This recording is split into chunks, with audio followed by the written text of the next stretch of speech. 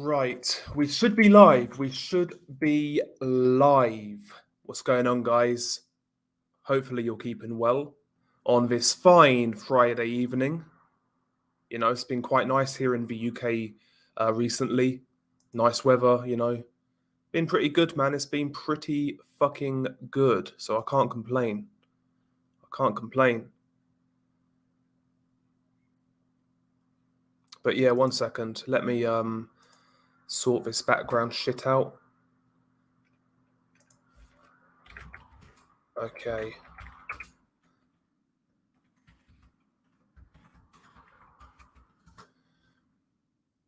Right, yeah, cool. But yeah, it's been nice, man. It's been nice here in the UK. Weather's been crazy hot, which is nice. This weekend, in regards to boxing, I don't think there's too much going down. I might be wrong. I believe Arnold Barboza is fighting tonight. He's headlining a top rank card, I believe. Yeah, he's fighting Danielito Zarila, who's unbeaten and a big puncher. So that could be a good fight. Is there anything on tomorrow? That's the main thing. Let's have a look. I know there's a BT card tomorrow, but it's not great. It really isn't great.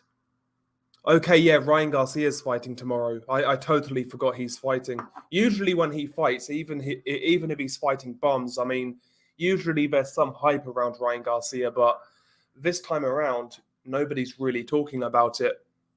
And yeah, obviously that's a DAZN card tomorrow. So this weekend is kind of quiet. What's the BT card saying? Lennox Clark versus Mark Heffron. That's a pretty decent fight. That is for the British super middleweight title and Commonwealth title. That's decent. The undercard, though, isn't anything special from what I can see. Yeah, it's not great. It's not great. Big up to Bruce. Salute, Bruce. How you doing, man? How you doing? I don't know, man. I think it's quite a quiet weekend, Ralph. I think it's quite a quiet weekend. I think the fight of the weekend is tonight in the Barboza fight. That looks like a pretty good fight, but I mean, there's nothing too interesting this weekend. Again, the Ryan Garcia fight, I'd expect Ryan to beat Fortuna. Fortuna can be awkward. He's a smaller guy, southpaw as well, so he could be awkward for Ryan Garcia. But I just think Ryan Garcia is too fresh, too big, too strong, and too powerful for Javier Fortuna at this stage. But I mean, I guess it's okay. It's not terrible. But I think we're waiting for Ryan Garcia to really step up and take that kind of challenge. Yeah, I mean, it is what it is. At least Ryan Garcia now is staying active. That is one good thing. I think he last fought in April. Now he's fighting in July. So that's one good thing. At least he's active now. But I think Ryan Garcia needs that sort of step-up fight, He needs that step-up fight. Oh, yeah. The Barboza fight is tonight. I'm sure it's tonight. I'll double-check it. But I'm sure it's tonight. Yeah, it is tonight, yeah. Yeah, Barboza versus Danielito Zorila. Yeah, that's tonight. It's only a 10-rounder, though. And the undercard isn't great whatsoever. But it's a decent fight. Not sure why it's a 10-rounder. God only knows.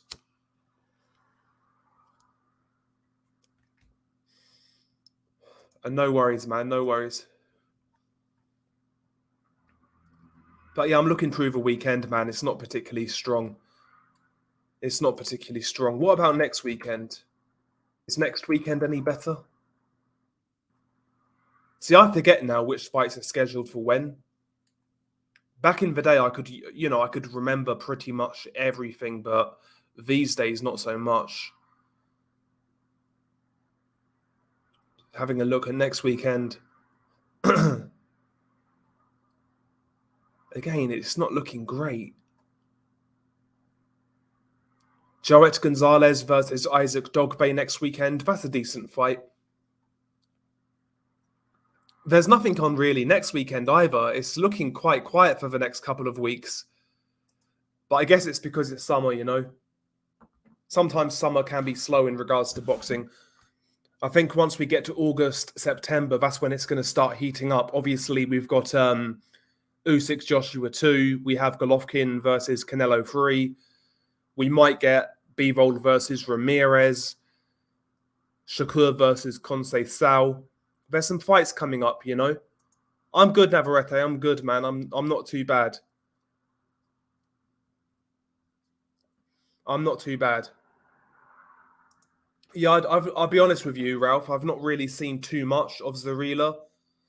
I've seen a lot more of Barboza, and I've always quite liked Barboza. You know, he's a decent fighter. He's quite versatile. He can fight, he can box, he can move. He's quite versatile. Not the biggest puncher, but he throws a lot of punches. What's up, Carlos? How you doing? Big up to Carlos Mendoza. Richard Torres on the top rank undercard. How far do you think he'll go? It's a hard one, man. He was a very good amateur. He was a very good amateur. But he's not the biggest heavyweight.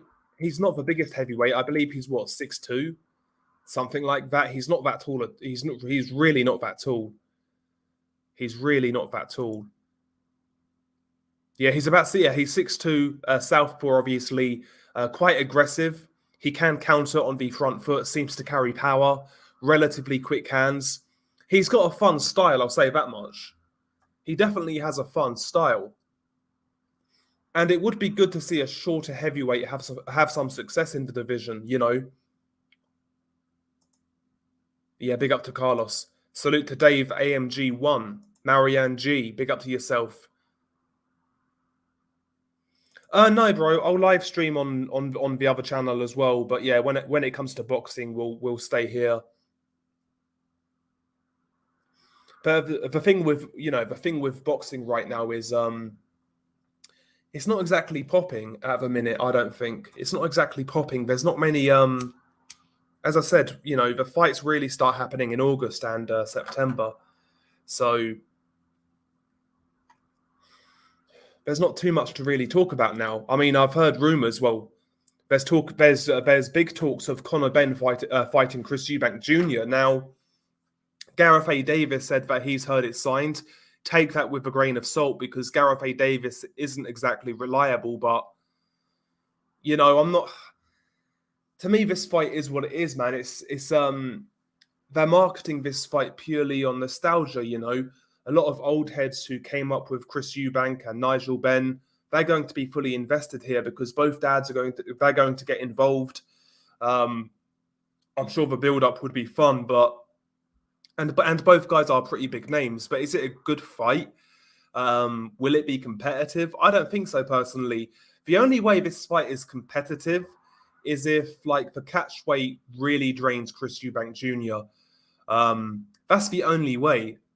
But you know, Eubank Jr. is just far too big. I mean, the amount of people on social media, you know, like the proper casuals that I've seen saying Chris Eubank Jr. Conor Benn beats Chris Eubank Jr. maybe knocks him out. I couldn't believe the amount of people saying that. Say what you want about Chris Eubank Jr., but he's got quite a good chin. I mean, he was taking some hard punches from George Groves. And, you know, Groves was a big 168-pounder. Eubank Jr. wasn't really a 168-pounder, and he took those shots well. So no way in hell can Conor Benn knock out Eubank Jr. I just can't see Conor Benn winning that fight, man.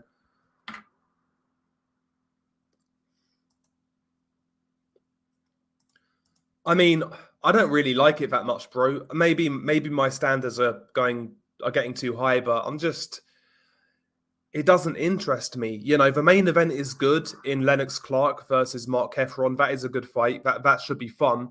But I mean, it's not exactly a card you're going to stay in for if you have something on. You know, you're not going to cancel any plans to watch that card. You've got Dennis McCann versus James Beach Jr. That's a good little step up, I guess. It's not particularly great. Is Conor cashing out? Maybe. You know how they're going to frame it, though. You know how they're going to frame it. Oh, well, providing Eubank wins. Oh, well, Conor went up 2 weight classes. It's not really a loss. He didn't lose any stock. We'll go back down. That's how they're going to frame it. Dare to be great. You'll hear that phrase a lot as well. But yeah, it is what it is. Yeah, Bruce is a legend, man. Big up to Bruce. Well, thank you, Joe, man. Thank you very much. I've never seen this Hashim Rahman Jr. fight, to be honest with you. Never seen him fight, but will he be allowed to win is the question. Eubank opening up at 8-13 odds on Odds Checker. I'm going to be whacking my humongous bollocks on that. Yeah, but I mean, I think that's basically free money. Exactly, Joe. I can't see anything past a Eubank win too. Too big, yeah, and we'll be able to take Benn shots. Yeah, exactly. Yeah, all the time, Brandon. All the time. All the time. Realistically, if I move anywhere, like realistically, I know there's countries I'd like to see and go to, but I'd have to go to another English-speaking country, and the best place for that is America, like in a state like Texas, for example, you know.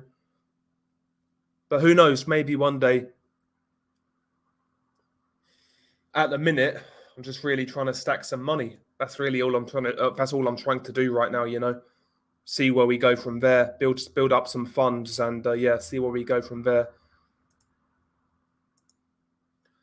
I'm counting on the Matchroom army to come back to back Benn to the hills. Might be able to rob some mates on the money. Yeah, exactly, bro, Marianne. Yeah, you could rob some mates on some bets. Yeah, because they're fully invested in the Conor Benn hype train.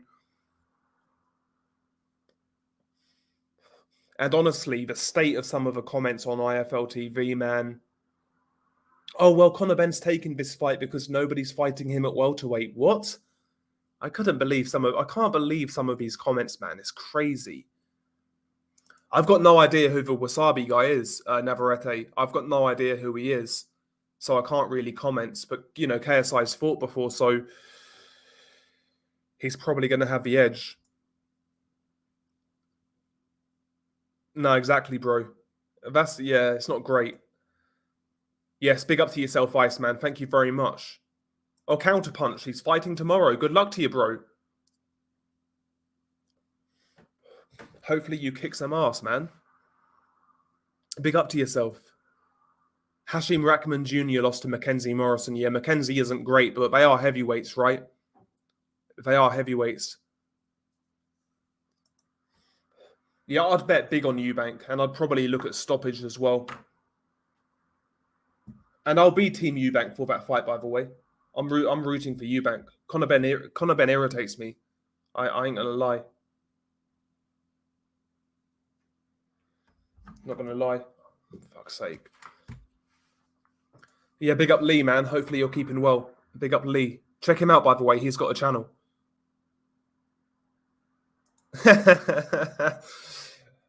Yeah, America would be pretty cool, man.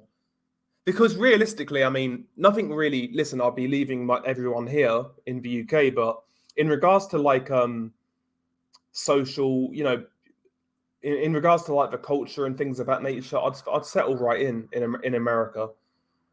I'd settle right in, and you know, I could easily find a job out there, kind of thing.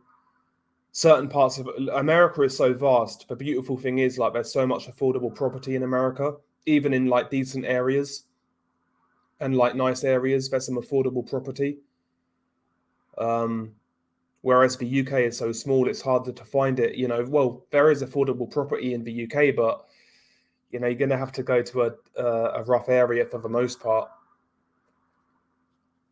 There's more flexibility in regards to property in America. But I'd love to live in America, honestly. I'd love to live in America. Yeah, I'm good, Joe, man. The only thing with America, I think you need a vaccine to get in. So until that gets lifted, I ain't going to get in. So that's another thing.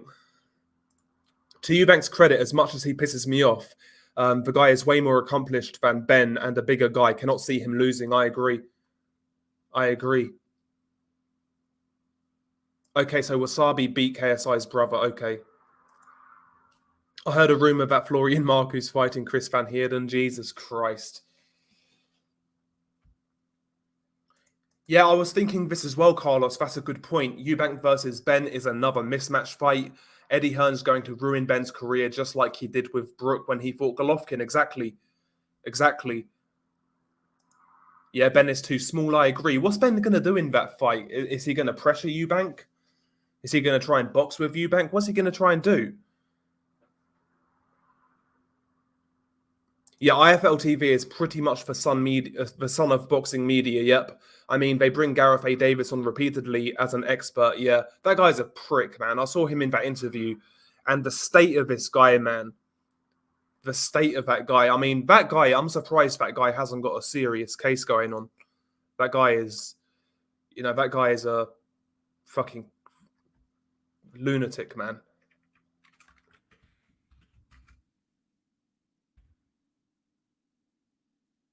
Absolute lunatic.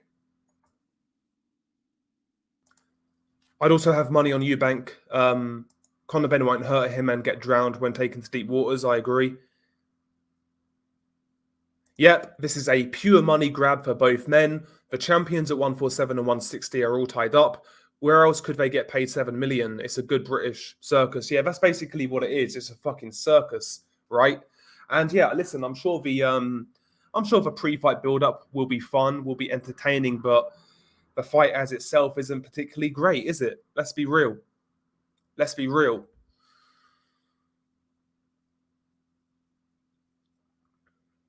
No idea, John Jones. No idea. I mean, I wouldn't put it past Eddie. If he did, I wouldn't put it past him. Conor Bum versus Ubum Jr. is a circus fight. Yeah, it's a shit fight, bro.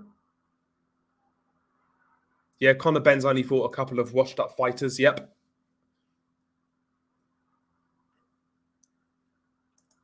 Yeah, America. Listen, America definitely has some. They have that political division like the UK. In fact, it actually seems worse in America. But if I were to move to America, I'd want to go somewhere where I was somewhat away from people. Somewhere rural. Even like somewhere like North Carolina, or what's a better one, South or North Carolina? Like one of them looks pretty cool to me. All I'd want, go to America, get a property, get my green card, and get some fucking guns.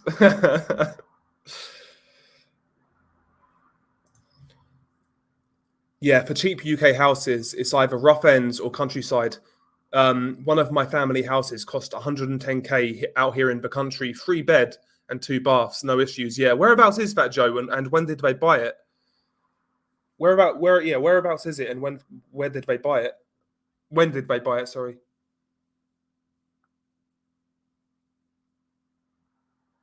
Damn. Good evening, Dell. Yes, I feel the pain. 2 vaccines to enter has cost me 50k less a year. That's crazy, man.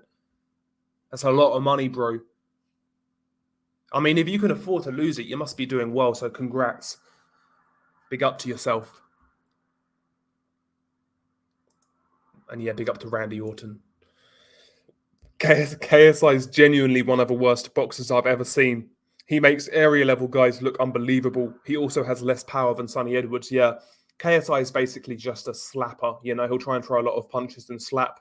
Like, I think I could beat KSI in a boxing match. Give me a few weeks to train with a real trainer. I'd outbox KSI. I truly believe that. I'm not one of these channels who say, oh, I'd beat Jake Paul. Now, Jake Paul would fucking spark me out at this point. Jake Paul would beat me. I'm not going to lie. Yeah, Benn looking to cash out already. That's what it seems like, bro. He's got to get those Range Rovers with heated seats, hasn't he? So, my heated seats in my Range Rover, bruv.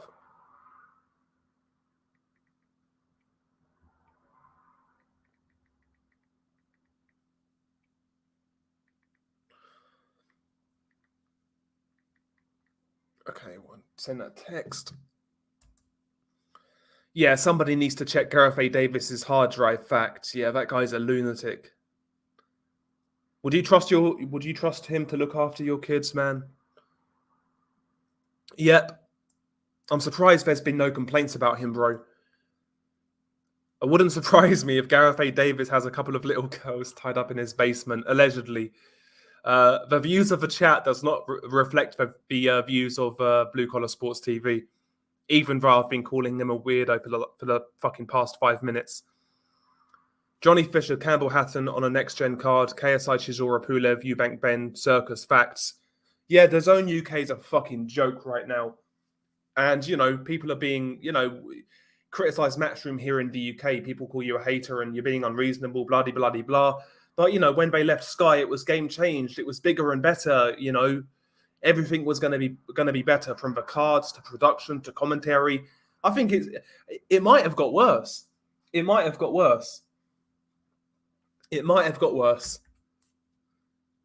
only thing on Sky, like Chisora versus Pulev 2, would have probably been pay-per-view.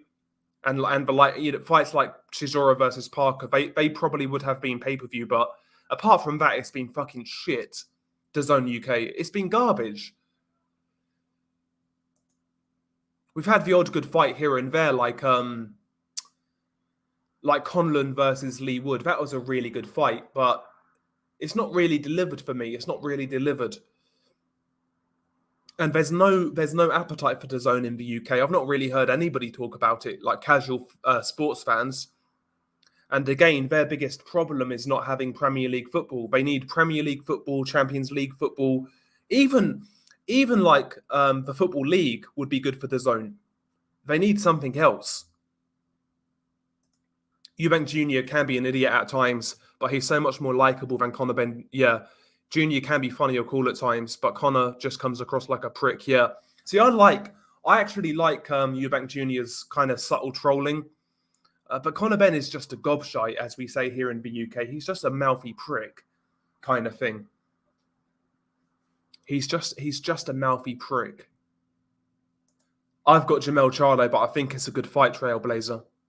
Apparently, that fight's going to go down in January. It's a long way away, but it's a good fight.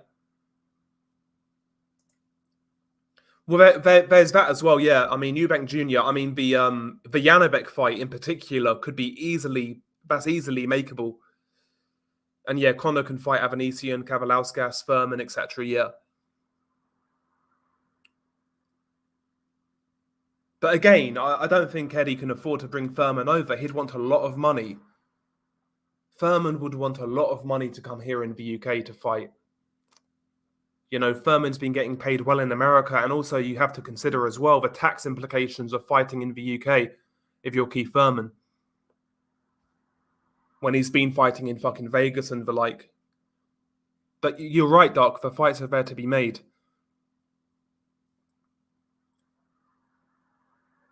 I think it's too soon for Tim as well, bro. But I think he'll make it a fight, but I think he'll get caught eventually and stopped. You'd think Eddie learned his lesson not to put his fighters up 2 weight classes since Kell Brook, who was genuinely world-class and elite at the time. I totally agree. That's really good for sorry, I thought you said Hertfordshire. Herefordshire, okay. That's not long ago either. That's really good, actually. That's really good. Florida seems blessed, great weather, and plenty of Latinas. Yeah, exactly. Big booty Latinas. Big booty Latinas. What more can you ask for from this world? I'm a simple man.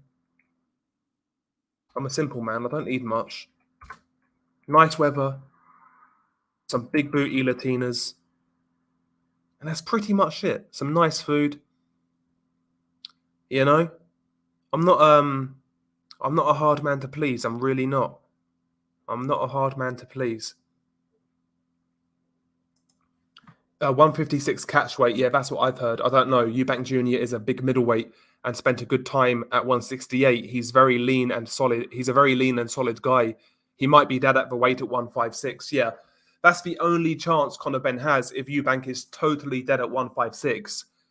That's the only chance Conor Benn has. And the other thing I'd look at is a potential rehydration clause, but Have they got the leverage to put that in against Eubank Jr.? Probably not. But yeah, the only way Eubank loses that fight is that he's fucked out of a weight.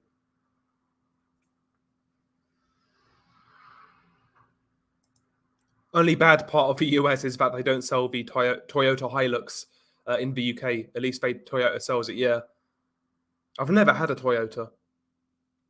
I'd outbox Conor Bum with a few weeks training camp. I'd be worried if you couldn't beat KSI. Yeah, facts. Good man, Alex. Good man. Yeah, I reckon. Listen, if I put my face out there, I could probably fight some other scrub YouTuber like with a similar channel, like a similar sized channel to mine. But I couldn't fight KSI unless I go like full heel mode and fuck the channel off and just start calling out KSI. But yeah, that's not going to happen. If I were to do something like that, I'd want to get paid something decent, you know, because then I'll be giving up. You're not only fighting, obviously, but I'd have to give up my identity, which I don't particularly want to do. Not as of right now. If I were to do that, I'd want to do something crazy or something interesting. So I'd have to get paid. He can't deal with my ramrod jab. Big up to G-Man, by the way. Check out his channel, G-Man Boxing. Great stuff, man. Been grinding hard. Big up G-Man every time. Salute G-Man. I think Conor Benn would beat Florian Marku, but Marku would make it interesting. He'd make it interesting, you know? I reckon I can outbox Deji, maybe stop him late. I have a power, laugh out loud. Yeah, and Deji has no like stamina. He's pretty shit, any.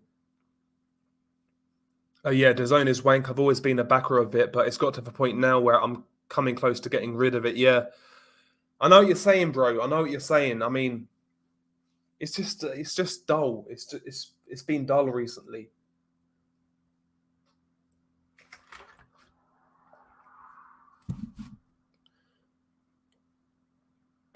Yeah, when Bob Arum called out Gareth A. Davis for wearing sunglasses indoors. Yeah, that was classic. The best thing about it is Laura Woods. It's Box Nation with a budget. Yeah, and people forget at one point in time, like Box Nation were obviously they was putting on their own like Frank Warren cards, but they were showcasing like Mayweather fights, Canelo fights, Golovkin fights. They were showcasing some really good international fights at one point. Box Nation. They were showcasing some really good international fights. They had the Golden Boy cards, you know. Like Box Nation in 2012 to 2014 was actually really fucking good for a boxing fan. But after like 2014, 2015, it started to really go downhill. Oh yeah, absolutely, yeah. Absolutely, Alex, yeah. KSI can't box. Grab a 15-year-old from Repton or the Lodge who's boxed since the age of 9, and he'd be knocked out within 30 seconds. Yeah, exactly. Yeah, it's weird that that fight is in like January of next year. It's a long way away. It's too far away to even talk about, really, isn't it? But it's a good fight. It's a good fight. Exactly. Yeah, he's not going to do that, Bodark. He's not going to do that.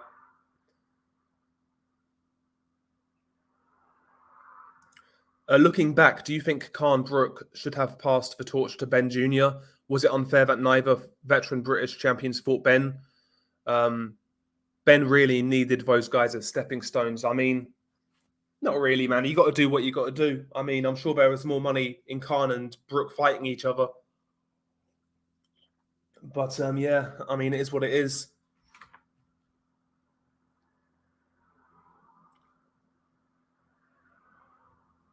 That's what it feels like. Yeah, it feels like Conor Benn is just in there for purely the cash. You know, very selective matchmaking.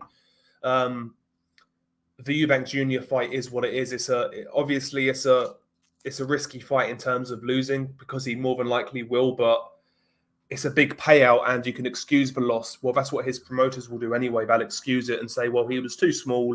He was daring to be great. You know, we'll hear that getting banded around. Daring to be great. I mean, come on. But you know, they've got their sayings, the shit they say, and they'll have it all lined out. 1 second, guys. I'm trying to fucking get something there. 1 second. Ugh.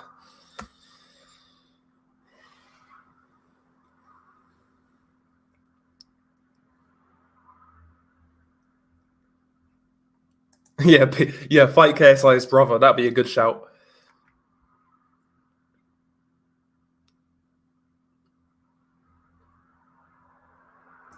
Yeah, absolutely. Yeah. Kamil Sakalovsky can beat Joe Joyce, but loses to Dave Allen. I wouldn't go that far. But yeah, Sakalovsky could beat Dave Allen. Eubank Jr. is only getting a payday and to get into the good graces of Hearn and the Zone. Eubank Jr. knows he'll have to do some serious arse licking if he wants a big future fight with Billy Joe, Golovkin, or Canelo. Yeah, maybe. That's a good fight. That's a good fight, Counterpunch. If that were to get made, that's a very good fight. I like that fight because Furman now we don't really know where he's at. I mean, he looked okay to a point against Mario Barrios, but you know the vulnerabilities were there. He was hurt to the body. I felt he finished that fight pretty lethargically, I guess I would say. So Avanesian is what he is. He'll apply that pressure. He'll try and find that body. And he's a tough cookie as well. So yeah, that's a good fight. I'd be quite surprised if that fight happens. I'd be pleasantly surprised. I'd like to see it. Yeah, daring to be great. Yep. From what I've been told, he's absolute shite. Jazz. That's what I've been told, but I've never seen him. But he lost to Mackenzie Morrison, who's shit, so he must be shit. That's my rationale. If it's a real fight, he could very well beat Jake Paul. He's a bigger dude and whatnot, but he might lay down. He might take a dive. Or be so depleted, you know. Nah, Dave Allen would fuck me up. Yeah, I remember that as well. I'll never forget Dave Allen. Dave Allen said, "I don't get hit on the chin. I've got a great defense. Delusions of grandeur." Yep. Exactly.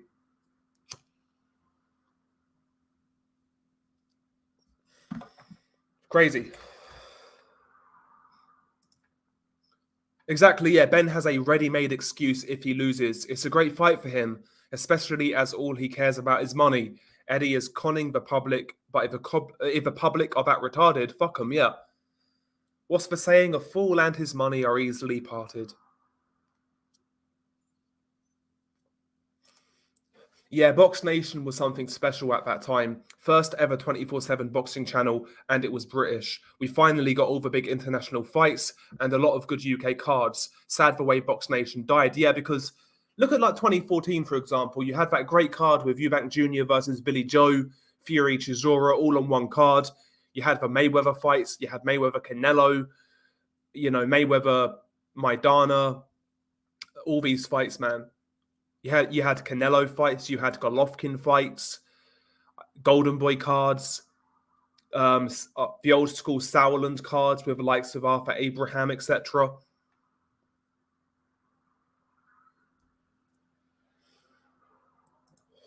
Conor Benn's best chance of beating Junior is fighting Southpaw like Dillian White.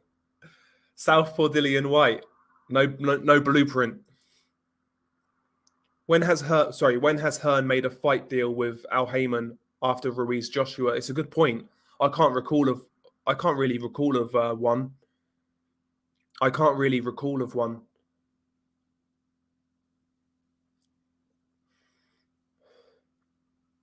Yeah, I saw that on Twitter. Duck. Yeah, Sakalovsky's praise of Jalalov. He said Jalalov was the biggest puncher he ever fought.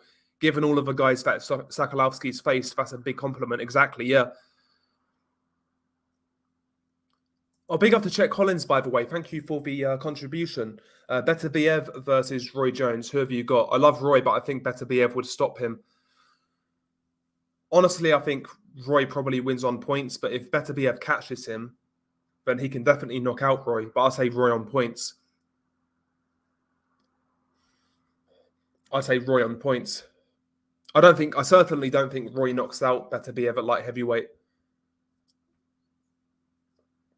I'll say Roy on points, but thank you for the contribution, Chet.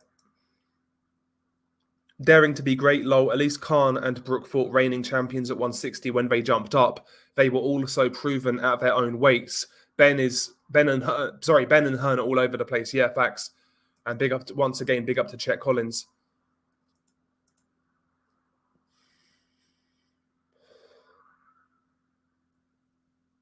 Yeah.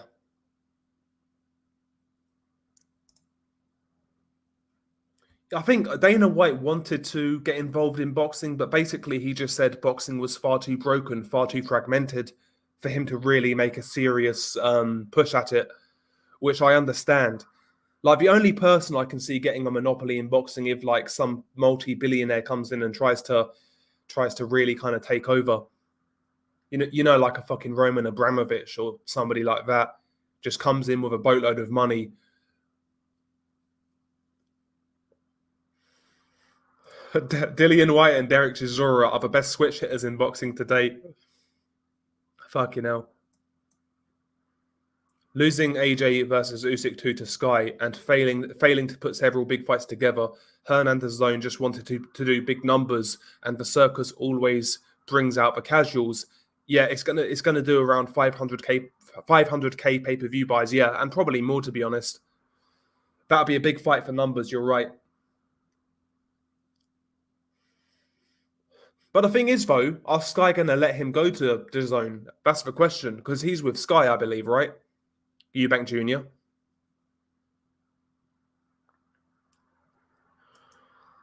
I think John Jones, I always think that fight's going to be very similar to how it played out when they fought. I think it's always going to be a very messy fight, a lot of holding, a lot of clinching, that sort of thing. I honestly think it's always going to be a close, messy fight.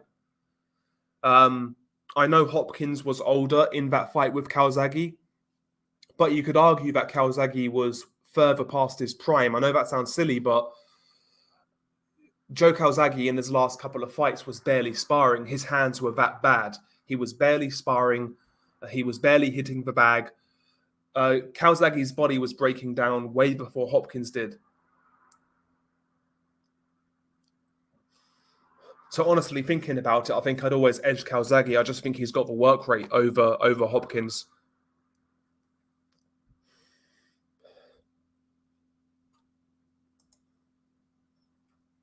Not sure if it's been asked, but saw your video on Wilder coming back. If he wins, then go and beat Ruiz.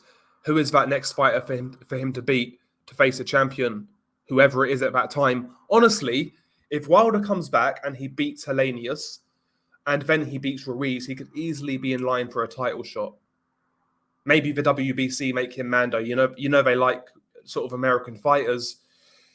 Why not? It could be that simple. He could be 2 fights away from a title. I don't think Wilder's that far away, despite losing 2 in a row, because he is still a big name as well, and he's going to generate sanctioning fees. I agree. Conor Bum and Eubank Jr. or Ubum Jr. are both a couple of grifters. Only Matchroom Mongs and retarded Brit Bongs think they are anywhere near the top of the sport. Nice little rhyme there. I enjoyed that. The Zone they ain't going to buy the UFC. I doubt it. Because the UFC, Zuffa, I think the old parent company was Zuffa, and that was recently sold a few years ago. I forget who it was sold to, but they spent billions on the UFC. They spent billions on the UFC. I don't think they'll sell it right away.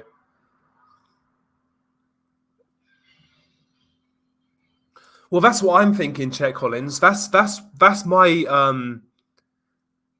I wouldn't be surprised if that is the outcome. If Usyk wins again, I wouldn't be surprised if we see Tyson Fury kind of retire and actually sort of take these exhibition fights. I think he's waiting on bated breath to see who wins that fight. If AJ wins, I think Fury takes that fight. If Usyk wins, there's a bigger possibility he won't. I'm not saying he'll definitely duck Usyk, but he certainly seems more keen on fighting Joshua. That is for certain. That is clear, as far as I'm concerned. So I wouldn't be surprised.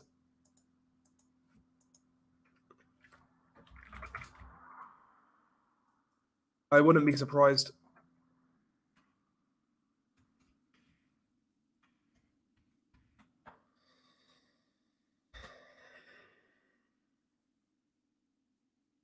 Beterbiev versus Yard isn't that bad considering B-Roll is tied up on the zone and Top Rank has no other 175 guys.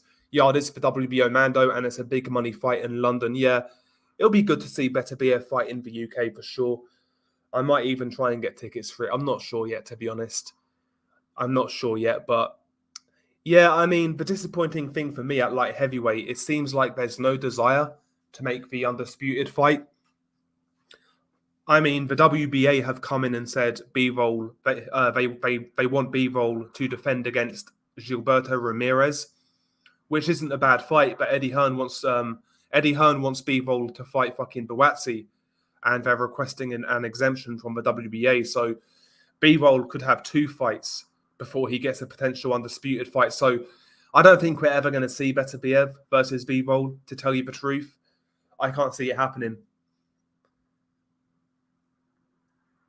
Oh, is he, Duck? Julius Bumdongo's fighting in Uzbekistan. Are you serious?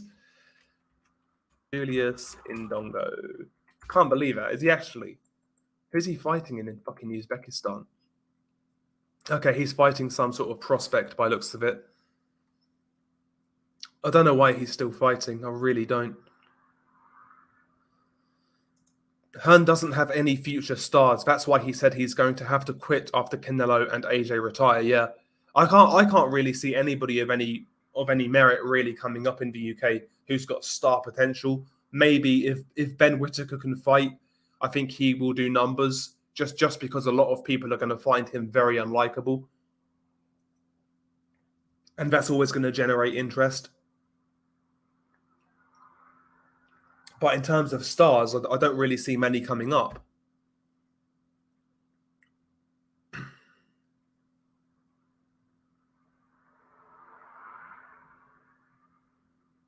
Yeah, I get you, Alex. Yeah, don't forget Anthony Tue Femi went to Spain on holiday, and came back with a fake Cuban coach. Tyson Fury with Ben Troll Davison too. Crazy how big name boxers leave themselves in the hands of YouTube. Learning pretenders, yeah.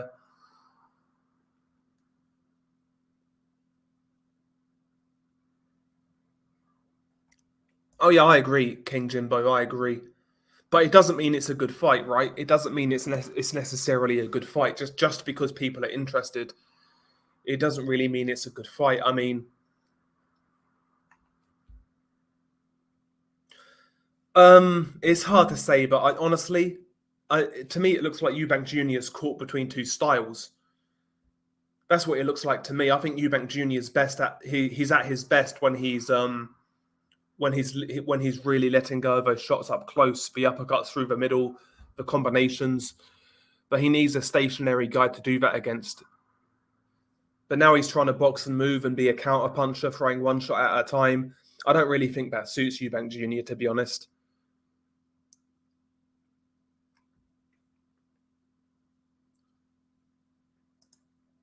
Yeah, I like Rock. That's a good fight. Yeah, Wilder versus Ruiz. I'm sure that fight does big numbers as well in the States. Mexico versus America. Wilder's got a big fan base. Ruiz is going to attract those Mexican buyers. So I'm sure that fight would do really good business as well. And stylistically, it's interesting as well. It's an interesting fight. That's what I would do if I'm PBC. If Ruiz beats Ortiz and Wilder comes back and wins, I'd make that fight. To me, that makes sense. Well, that's why I like the fight, Doc. I mean, I'm not saying Hellenius is fucking like a top 5 heavyweight or anything like that, but he brings an element of danger. He does hit really fucking hard. He's very heavy-handed, and he can box a bit. Hellenius. He's a big lump, a lot of amateur pedigree. So I think that's a perfectly fine comeback fight, to be honest.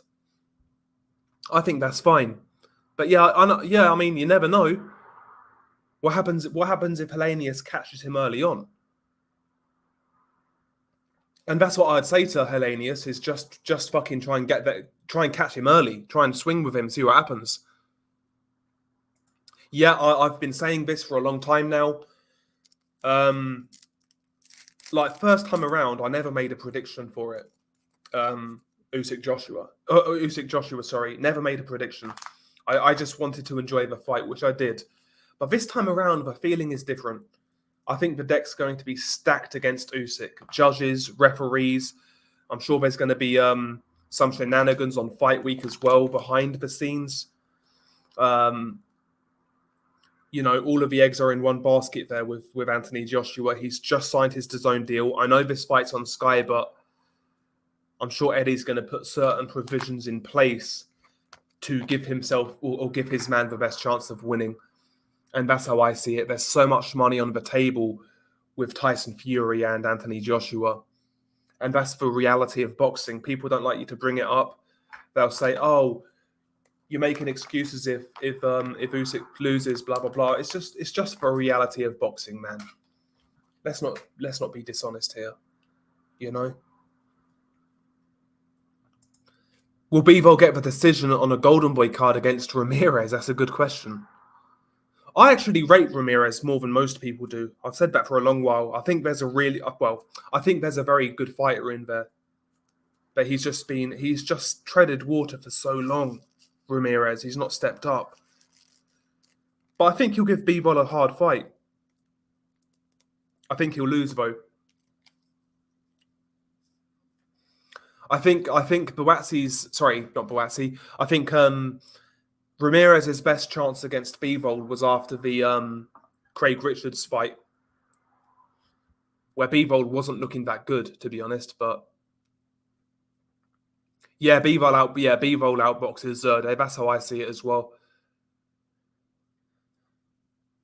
Yeah, I know, John Jones. Yeah, Fury changed his tone all the time. Yeah, I would just ignore the guy and when he has a fight announced, go from there, basically. Maybe.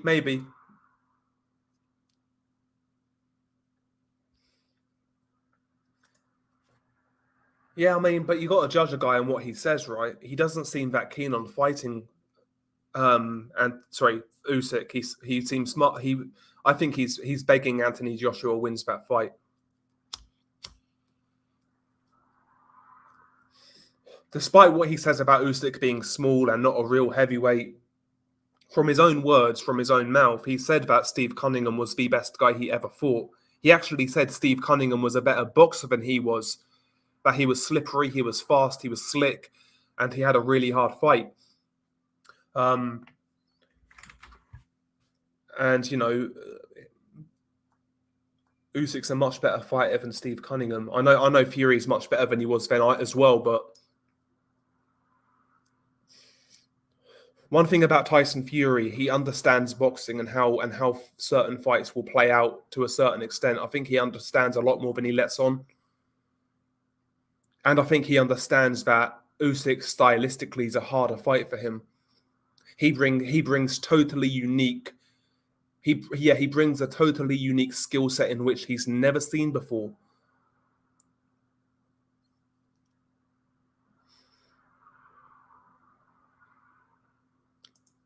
I mean, with Buatsi though, like he's never going to be a big star. He's fought some sort of fringe level guys like Craig Richards and Bolotniks. I mean, if they want to throw him in at the deep end, I guess why not? But again, I'd rather see undisputed.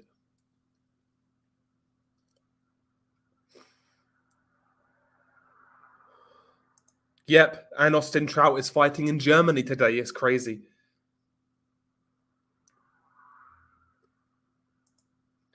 Yeah, that's the thing. I think Usyk needs to go for the stoppage, and I think he can get it. Yeah, Julius Ndongo travels the world to lose fights every 2 months, yeah.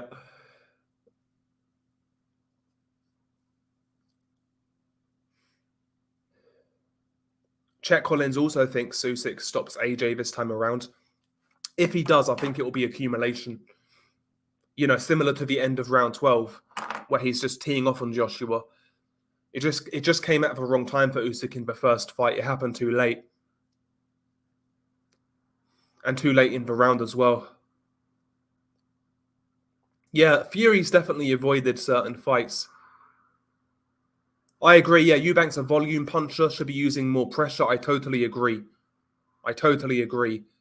But he's trying to fight about trying to be a boxer. I always felt that Eubank Jr. from early should have tried to be a pressure fighter because he does have good waist movement. He does have good hand speed. He does have pretty good reactions and things of that nature. He's not a hard puncher, but he hits hard enough. And like you said, he throws a lot of punches in bursts. So I think Eubank should have been a pressure fighter.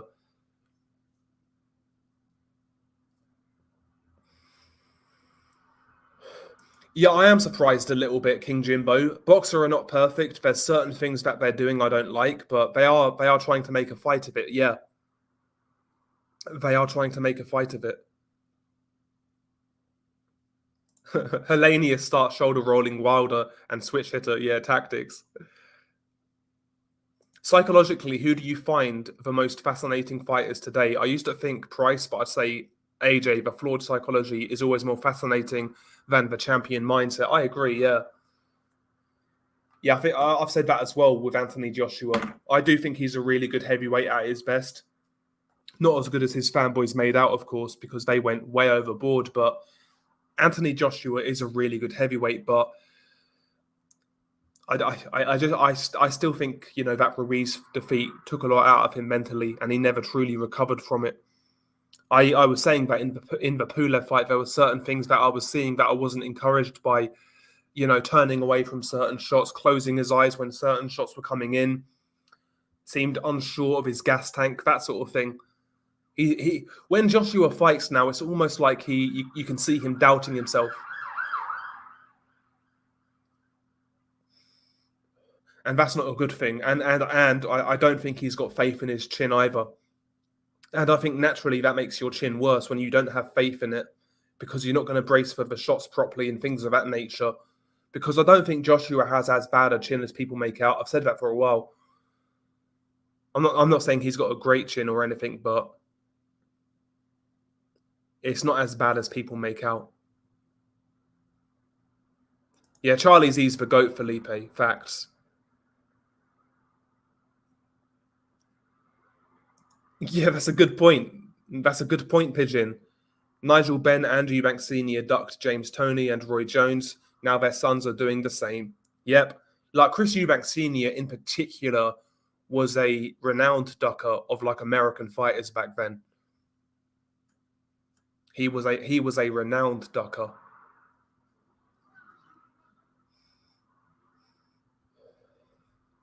Maybe duck, maybe. But again, I can't see him even. I can't even see him winning a robbery that way, duck. Just running around and that. I can't. Mind you, I mean, I say that it's boxing.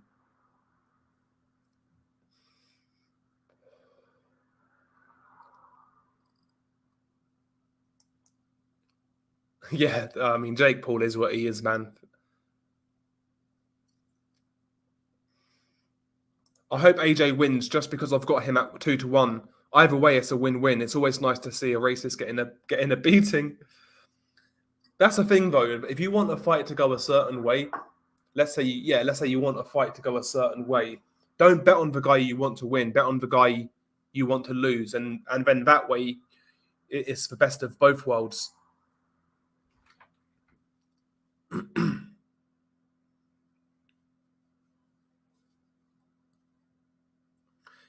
Only thing with Bivol is he's small for 175, and when he fights bigger guys like Salamov Richards, the size difference really keeps his opponents afloat. So if he fights Ramirez, I think he will, but he won't style on him as much as he did Canelo. I'd agree with that as well. I think Ramirez would have his moments in that fight.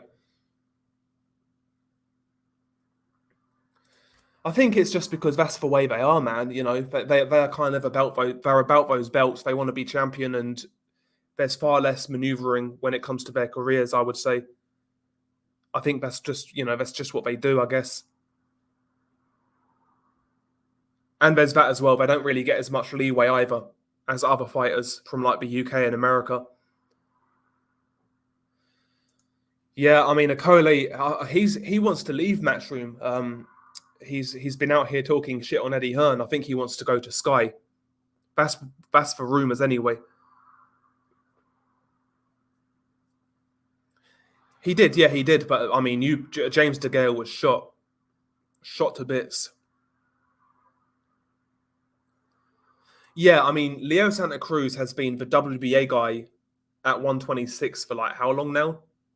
He's been the champion for like over, I think, 3 years without defending, something like that. It's crazy. Steve the Thumb Cunningham. Usyk is sparring Bakole. That's good sparring. They'll probably believe AJ will really try to bring the pressure. Yeah, that's. I mean, that's what all the talk is. I mean, why would he bring in Robert Garcia if that wasn't the case? I think that's good sparring, though. I think that is good sparring for Usyk. It's if Joe Joyce can take the power. If he can take Joshua's power, then Joshua could be in for a long, painful night. Yeah, how did fucking Zerdo make 168? That's the question. How did he make 168? It's insane.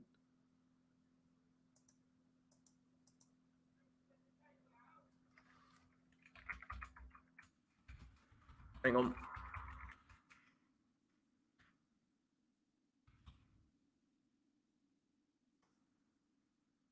For fuck's sake.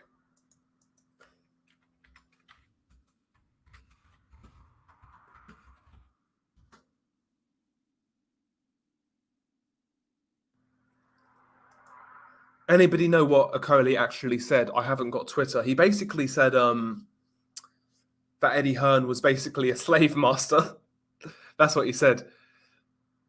That's what he said.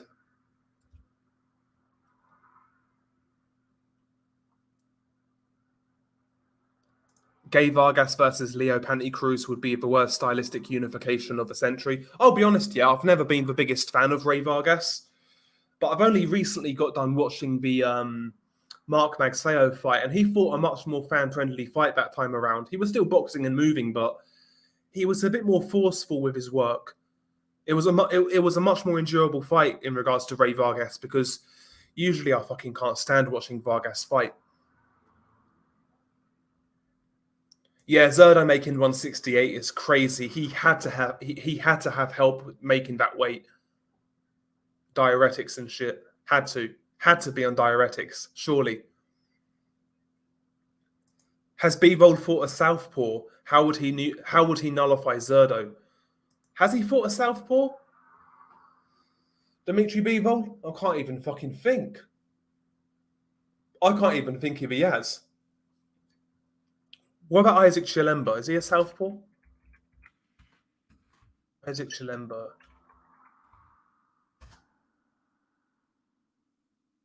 I don't think Isaac Chilemba is a southpaw. No, he's orthodox. I'm not sure the last southpaw Bivol fought. Fuck that hugging spastic octopus Okole. He's a disgrace. Jay Opataya's the man now, yeah. Jay, I really enjoyed that fight the other week, actually. Opataya versus Maris Briedis. That was a really good fight, man. Really good cruiserweight fight. I wouldn't mind seeing a rematch, to be honest. I wouldn't mind seeing a rematch. It was a really good fight, man. Really, really good fight. Both guys sustained damage. There was blood from Briedis. Opataya broke his jaw in 2 places. That was a real fucking fight, man. Real fucking fight. Del ain't happy. His dealer just rang and said he'd be another hour. Yeah. Facts. That's it. Yeah, that's basically what he said in no uncertain terms. And that Eddie Hearn is like a slave master, and he's on the plantation. That's basically what he said. Yeah, the Matchroom chip right now in the UK isn't doing as well as it once was. You know, there's far more competition now in the UK. Far more competition. Yeah, Okole was working in McDonald's in Stratford, East London, when Eddie Hearn gave him $1 million deal, and JD Sports throwing money at him. Yeah. Yeah, Del, he got himself in danger though, laugh out loud. He was outboxing Magsayo easily. Mong Vargas thought he was a power puncher or something. Yeah, it was crazy, bro. He was fighting more like a boxer puncher in that fight. But he made it fun, man. So I'll give him credit. And listen, Ray Vargas can actually box. He's fucking awkward. He's tall. He's rangy. He's not an easy guy to beat. He's not an easy guy to beat. The only concern I had going into that fight was the layoff from Vargas and the accident, his motorcycle crash. Because I said on last week's stream, before the crash, I would have picked Ray Vargas to win. So I'm not really surprised he did win. I'm good, CRB1. I'm very good. Yeah, tell me about it, bro. I'd love to. I'd love to be a fucking slave if that's the case. Dell ain't happy. BBW boxing is not a thing yet. Well, yeah, I mean, Barry might have. I'm not going to say it. I mean, I'm sure he purchased. He had the contacts to purchase certain illicit services. Being in the black book and all that. That's what I will say. Zerdo will take more shots than Canelo, but he'll probably do better offensively. So it's going to be more entertaining. Yeah, exactly. But just as wide in favor as Bivol, yeah, as Canelo, yeah. I mean, listen. It's a weird one because they're talking about Bivol versus Buatsi, then Ramirez. I don't dislike either one of those fights. They're both good fights, but I don't like how Undisputed is just being put on the back burner like it's not a thing, like it's not the best fight in the division. It's crazy. It's like the powers that be don't want that fight at light heavyweight.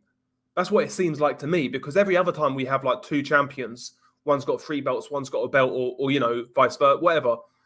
There's always, Undisputed has to happen. Undisputed has to happen. Whereas light heavyweight, there's not that conversation. It's crazy. And by the way, lads, if you could smash the like, would be much appreciated. Yeah, he would be a good opponent for Okolie when he goes to heavyweight. Yeah, Chisora would be a good opponent for Okolie. The only thing in life worse than an Okolie fight is a box set of Ancient Aliens from Bravo on Freeview. I get you.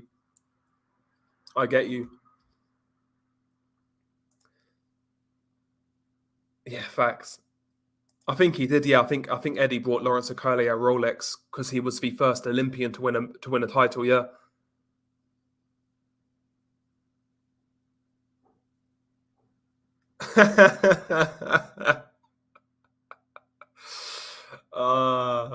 Yeah. To be fair, Okolie was fighting in the amateurs, yeah, and he was doing quite well.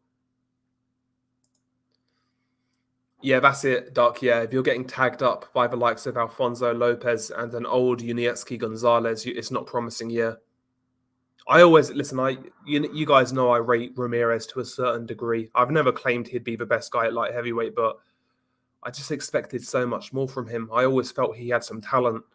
Like he could box a bit, he could counter, he could fight on the inside, he could work the body. He's big, he carries decent power. I always felt Ramirez should be a lot further ahead than he is.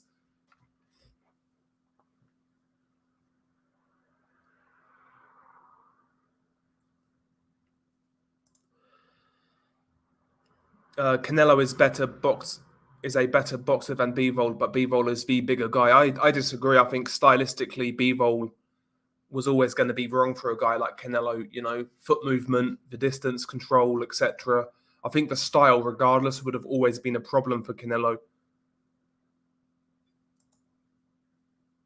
Bivol swerved Zerdo to fight Salamov instead. I can see him fighting Buatsi instead of Zerdo. It's for WBA after all. Well, I've heard conflicting things about the Zerdo situation. I've heard Zerdo turned it down as well at one point in time. So I've got no idea in regards to that situation. I've got no idea. Only Russia offering up big money can make Beterbiev versus Bivol happen. But, you say that, but they're not going to have that fight in Russia. They're not going to allow that fight to be in Russia, unfortunately.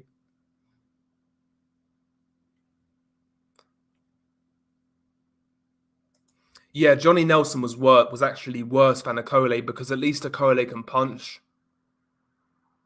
Akole has that redeeming quality. He can punch. Whereas Johnny Nelson, man, fucking hell.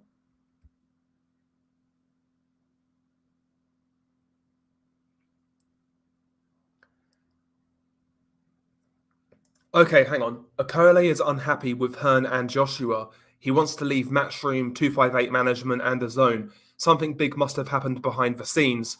I'm guessing Sky Sports Boxer promised Akole the world. Yeah, that's what it seems like. Yeah, because they'll try. Sky are trying to build up Richard Riakporhe, and that's the fight they want to make. From what I've been hearing, is Riakporhe versus Akole.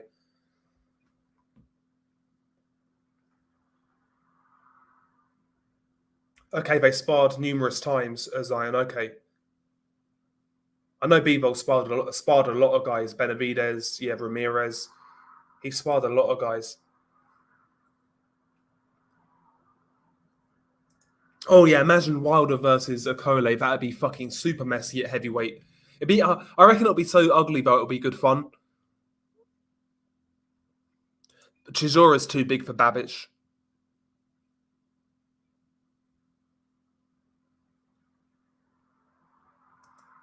Yeah, I'd agree, Duck. I'd agree. Canelo's style is just not suited to a guy like Bivol. All this Zerdo hype for guys fought nobody. I agree. I agree with you, Pigeon. But in regards to, like, just pure talent and things that I've seen, I've always felt the guy has had something to show us, but he's not done it yet. I can't believe Nigel is fighting Eubank. Even a weight drained Eubank beats Benn, and by brutal KO, in my opinion.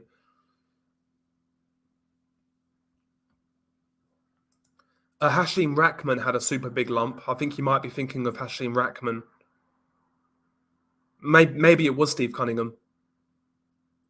But I know Hashim Rahman had a huge hematoma in one of his fights. Was it the Maskayev fight? I forget which fight it was, but he had a huge hematoma in one fight. Looked like an alien, like giving birth out of his head. I hate Eubank Jr. and I like Conor, but Conor is going to get an arse whooping and his career will never be the same after it. I feel the opposite. I don't mind Eubank Jr. I can tolerate Eubank Jr., I should say. I don't really dislike Eubank. He is what he is. I know his game. But Conor Benn just irritates me. He just irritates me. He rubs me up the wrong way. There's something about him, that try-hard, wannabe gangster Essex lad kind of crap, you know? I mean, the guy was raised in Australia in a private school. Do you know what I'm saying? It's like, bro, just tone it down, man. You're not no fucking road man. You're not no gangster. Heated seats and Range Rovers, bruv, you know? I'm a fighting man. I'll fight anyone. I'm a fighting man. I ain't scared of anyone. Nobody works as hard as I do. I put the hours in the gym. I'm beating my personal records in the gym. I'm sparring hard. Come on, man.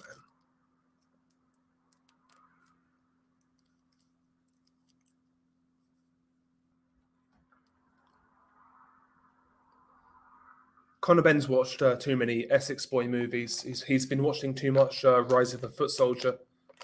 That's what I think. That's what I was saying earlier, your old What platform is that going to be on? I can't imagine Eddie Hearn letting go of Conor Benn to go on Sky because he's going to get whooped. If it happens, I think it will happen on DAZN because I think Sky will have faith in Eubank that he wins that fight and comes back a bigger name.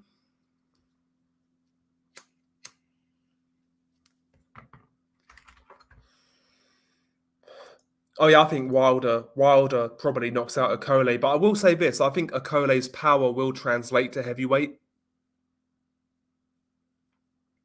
and maybe at heavyweight, Akole will clinch less because the guys have slower feet at heavyweight. They're not going to close the distance as quickly, so Akole might do a better job of keeping range at heavyweight. You never know. I think Akole. I know. I'm not.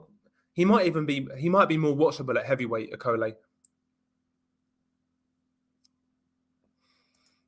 It's easy to say in hindsight, John Jones, though, because we know we know the score with Canelo with his fights. You know, like we've seen him lose on points before, and he won, and he gets the decision. So I understand why you wouldn't take it. I didn't bet on that fight either. Yeah,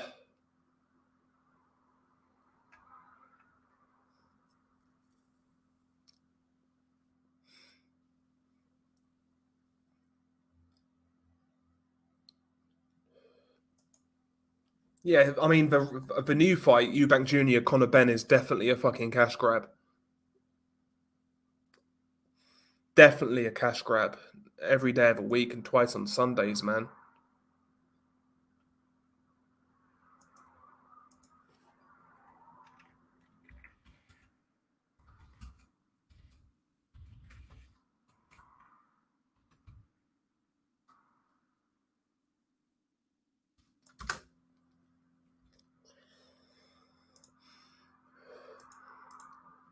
Yeah, that's a good fight. Yeah, Florian Marku versus Steve McKenna. That'd be a great fight.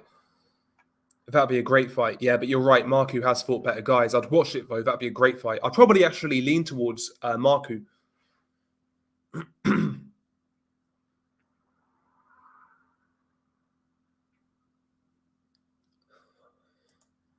I would need to watch it again. But well, I think on the day I had it a draw. I don't think I've seen that fight since. I don't think I've seen that fight since. I'll need to go back and watch that fight. Yeah, that's it. Yeah, Connor is trying too hard to be his dad. He'll never be as menacing. Exactly, because Nigel Benn was a proper, like Nigel Benn was a hard bastard. You know, he came up. He actually took up boxing quite late. I think he took up boxing at 17, 18 years old, and he was in the. I think he might have taken up boxing in the army. You know, he was in the army in the troubles in Ireland. His brother got fucking murdered early on in his life. Like Nigel Benn was genuinely a hard bastard. But Conor Benn is just. He's like a cheap imitation of his dad. You know. Yeah, Eubank Jr. is like a WWE villain. Connor is more like a wannabe Essex gangster. Yeah.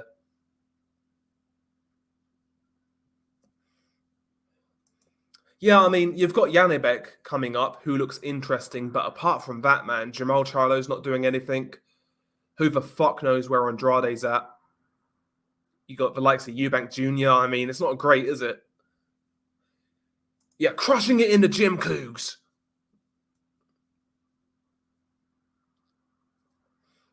I don't think Eubank is a wannabe gangster, though. That was just when he was a young. He was what was he 14, 15? That shit happens, doesn't it? You know, that shit happens. Like Eubank Jr. when he's talking normally, he's well spoken. You know,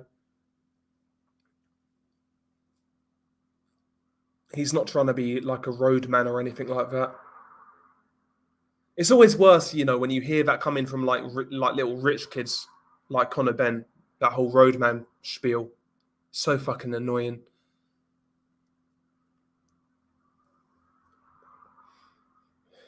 Well, there was some sparring footage released of White and Akole, and in the sparring footage, you know, Akole was tagging him with that right hand.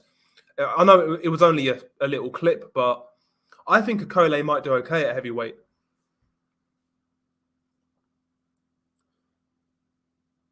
Yeah, Ben should grow a pair and fight Virgil Ortiz or fight Taylor at 147, but I'm dreaming that has no chance of happening. Yeah, I mean, even fight Avanesian Pigeon, Avanesian or Kavalauskas, I'll be happy with. Well, yeah, we've been talking about it, but in short, it seems like a cash grab to me. It seems like an absolute cash grab. Eubank Jr. far too big, unless like a rehydration clause or the catch weight affects Eubank. There's no way Eubank loses.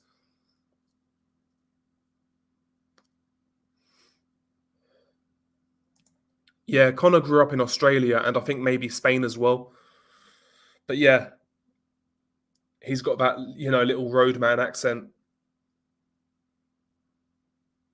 despite being in private schools all his life and shit. But it is what it is. I guess he can do him.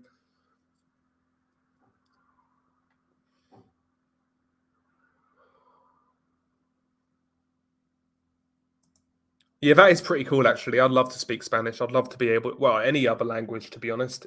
Spanish, Portuguese, Italian. Like, from an outsider, I always think the Spanish language sounds pretty fucking cool, to be honest.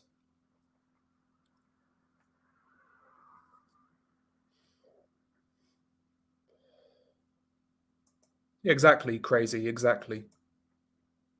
Yeah, I agree. I think Eubank Jr. is more likable. I don't like his career moves, or most of his career moves. But in terms of like just listening to them speak, I'd rather listen to Eubank Jr. Most overlooked middleweight prospect slash contender is Meriem Nursultanov. He looked pretty damn good lately. I've never seen him fight. I've heard the name, but I've never seen him fight. Let me have a look at his.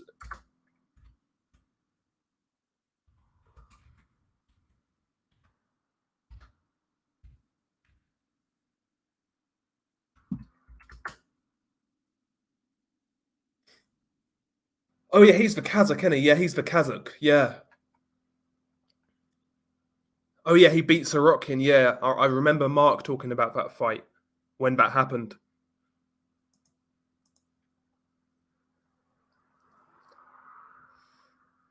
Oh yeah, Kid Adulthood. Yeah, that movie. Yeah, Connor Kid Adulthood Ben. Yeah, fucking hell, blast from the past. Wasn't fucking Kano in that film? Was Kano in that film? I'm sure he was. It was Kano, the other guy as well. Who's that other guy? That Chav guy. What's his name? Adam Deacon. Yeah, yeah. I saw that. What was it? Kid Adulthood, and there's another one as well. But yeah, Kid Adulthood. Yeah, Kid Adulthood was actually a decent movie, and Adulthood was good as well for what they were anyway. That's pretty fun movies.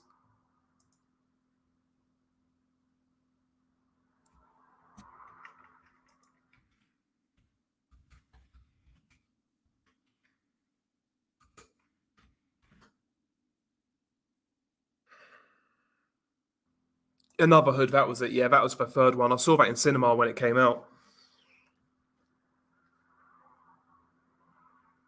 Not gonna lie, I want to see Eubank destroy Ben and humble that little prick. Ben is just so much more unlikable than Eubank. All the scripted Coogan interviews have done him no good. Yeah, it's crazy because at one point in time, after he beat Formea, like Formea was a good little step up at the time. After he won that fight, he was starting to get some hardcores on side. But since then, he's undone it all. He really has. He's really undone it. But yeah, I mean, we'll see, man. I still, for whatever reason, I still think there's a big chance that fight won't happen. Conor Benn and Eubank. I just don't see where the compromise is there. I mean, if it does happen, it has to happen on the zone. I can't see Conor Benn going to Sky for that fight. I really can't. The zone need all the stars they can get right now in the UK.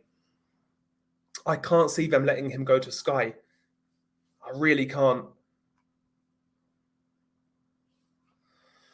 Definitely Ryan XMB. Ryan has to be busting at the seams right now at 135. Yeah, Sandoval is fighting on the Ryan Garcia card. Yeah, he's fighting a unbeaten kid as well, 11-0. I believe it. I think he was 11-0. The guy he's fighting.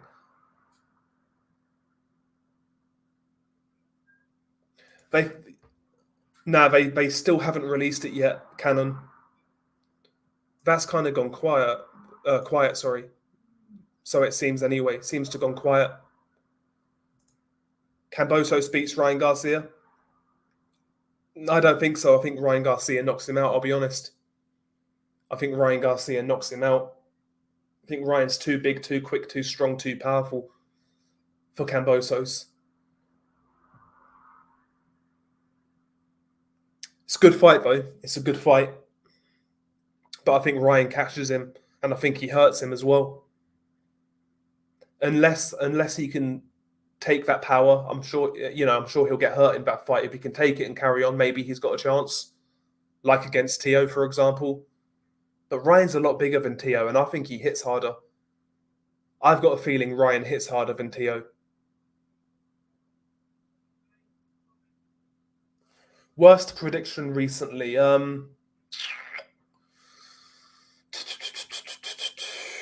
Worst prediction recently. It's a good question.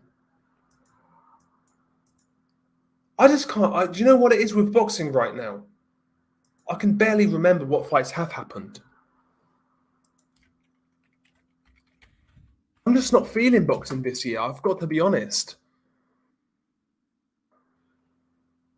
I got the Chisora Pulev fight wrong. I picked Pulev on points. Well, some people felt he won that fight.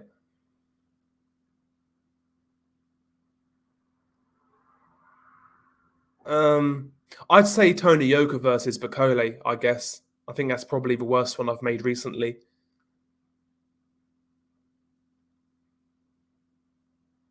I'd probably say that's the worst one I've made recently.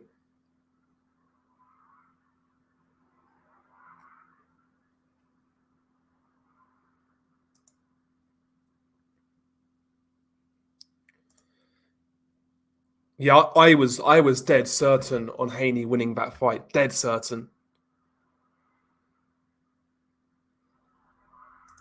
Eubank Jr. going to jab Benn in the eye to a baked bean. What? Eubank Jr. to jab Benn eye. I'm not sure what you mean there. Andrew Tate has more skill than Wilder and Campbell Hatton. He's got more skill than Campbell Hatton, but Andrew Tate, his kickboxing career was, he was never in the elite leagues, like the elite promotions or anything like that. He was never in Glory or K1. He was in like the minor organizations. Obviously, the guy can fight to a certain extent, but in terms of like world-class kickboxers, Andrew Tate would have got fucking smoked. To be honest with you, he'd have got smoked like a bag of weed. He's everywhere right now, that fucking Andrew Tate. Like, I've known who Andrew Tate is for years because he actually comes from an area in which I frequented quite a lot. But yeah, he's all over the shop. Fortuna a good price. Ryan never seems to have his eye on the ball. He's not as bad as people say he is, though. Yeah, that's the thing with Ryan. He's got all of the raw attributes in the world: speed, power, size, explosiveness, that sort of thing. But yeah, mentally, he can't be counted on, can he? Very inconsistent as well, yeah. But to be fair, Tagawe was there to survive, quite frankly. But I know that's no excuse, but he was there to survive, man. He wasn't engaging, really.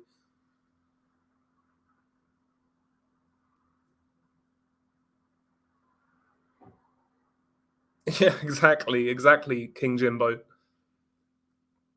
I was actually backing Ogawa to beat Cordina. That's my worst pick, actually. Yeah, I'll say that's my worst pick. To be fair though, like that's not really a bad pick because Berchelt was he was a favorite in that fight. I'm pretty sure he never fought in K1. I'm pretty certain he never fought in K1. Let me have a look on his little record here. I'm certain he never fought in K1. Like the organization, I mean. ISKA, Infusion.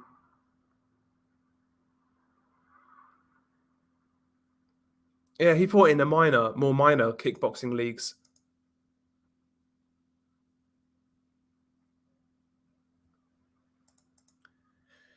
Yeah, the whole Andrew Tate thing's kind of crazy. Like, again, the guy's been online for a long fucking time, and I've known who he is for a long time. I listen. He's one of those guys who he's got that cult of personality, and it's kind of weird to see people like mimic what he says and does.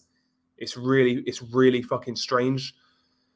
There's certain things. Don't get me wrong. There's certain things I agree with him on, like for example, COVID, for example, and what else?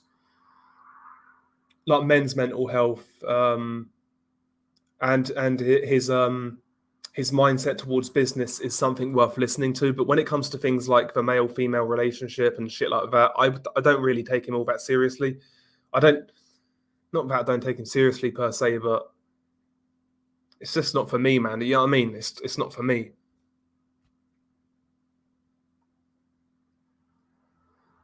Yeah, K1 back in the day was sick, Glory as well.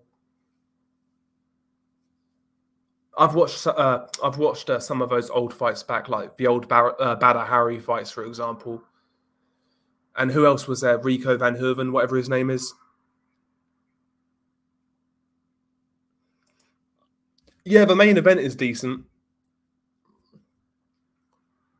I think Vitali's awkwardness would give Fury some hella problems. I've got a feeling Vitali beats him. A prime Vitali, he's not gonna lie down like fucking like Vlad did. He's not gonna be as bamboozled as Vlad was. Like Vitali will let it all hang out. And Tyson Fury today is not gonna walk down Vitali Klitschko. If Tyson Fury wins that fight, he has to box and move. But again, doing that against Vitali, man, I don't know. I think Vitali beats him, man. I think Vitali beats him probably by late stoppage or maybe on points. Rico's currently the heavyweight champion in Glory. Oh, he's still doing it. Okay. Yeah, it's a good fight, but yeah, it's too long to wait. It's too long to really get excited about. It's too far away, sorry. Yeah, Nick Ball looks quite fun, doesn't he? Yeah, he was on the Fury undercard against he was on the Fury undercard against Isaac Lowe.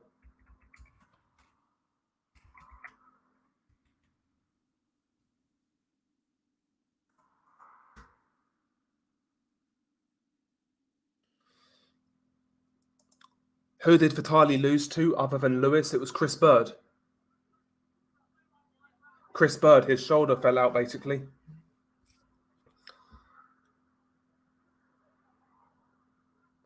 I think that's the case with most Nick Ball opponents, though, Duck. Like even like Isaac Lowe, he looked like 2 weight classes bigger. He looked 2 weight classes bigger. Yeah, because Vitali's shoulder basically fell out. Yeah. See, listen. I think Vitali should have carried on there. Oh, it's a career-threatening injury. Listen, man, people have gone through it. People have got through those sort of occasions and those moments. That was a mistake from Vitali. Should never have quit. That's just what it is. That's just what it is. That's how I see it anyway. Because it was like the ninth round it happened, I believe. But it is what it is, man. Vitali was a great fighter. Head to head, Vitali would give everybody trouble, and he'd beat a lot of guys as well, head to head. But yeah, Vitali was just plagued with injuries, man. That was Vitali's problem, just plagued by injuries. Like he was out for 4 years. He retired in 04, came back in 08. Like if Vitali had a full career and he came along a little later, it'd have been so interesting to see what he would have done. Because Vladimir will go down as the better brother in terms of like legacy, no doubt.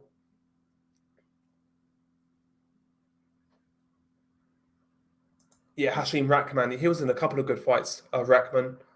And Corey Sanders was a really good fighter, really quick southpaw, heavy-handed man. Like Corey Sanders was another one, had a lot of talent, but he never took boxing seriously. Corey Sanders never took boxing seriously. He was more fucking interested in golf. He basically did boxing because he was somewhat good at it, barely trained, but he was talented, Corey Sanders. Very talented. You wonder how good he could have been if he actually like was super dedicated to boxing. You do wonder.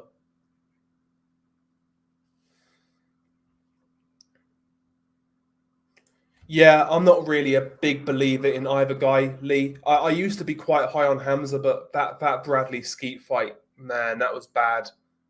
That was bad. And Dennis McCann, the knockouts have dried up, and to me, he looks kind of average. Zepeda Ramirez too. Kevin Fuentes. Is that happening? If so, it's a great fight. The first fight was really fun. The first fight was really fun.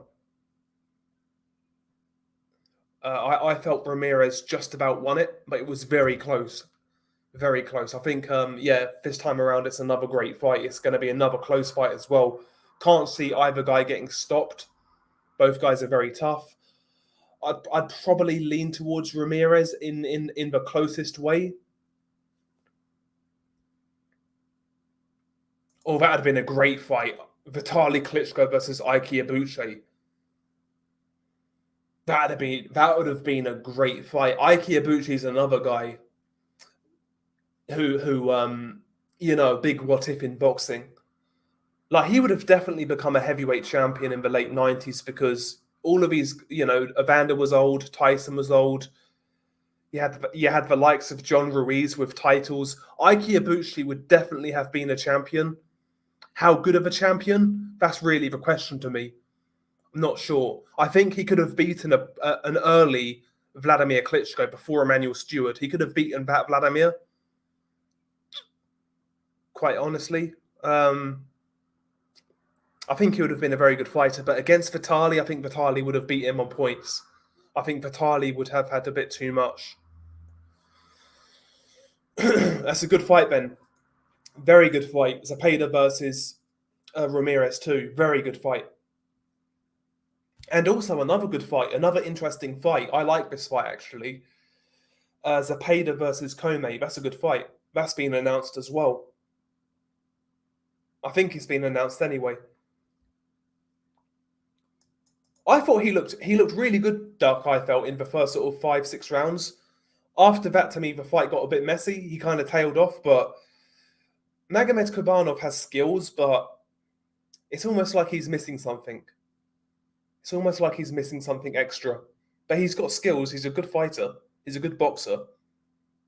And he actually utilised that shoulder roll quite well in that fight. Showed some good defense at times. Yeah, I would take Ike Ibuchi late in that fight against Chisora, yeah. Yeah, I mean that fight had brain damage written all over it. How neither guy got dropped in that fight is beyond me. Because that fight was crazy. That fight set the record for CompuBox in the heavyweight division for a long time. I think it was only just beaten by Ariola and was it Kawanaki? I think that fight beat it beat that record.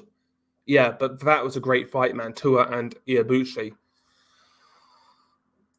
I had it 7-5 Liam Smith, John. I felt Liam Smith won that fight.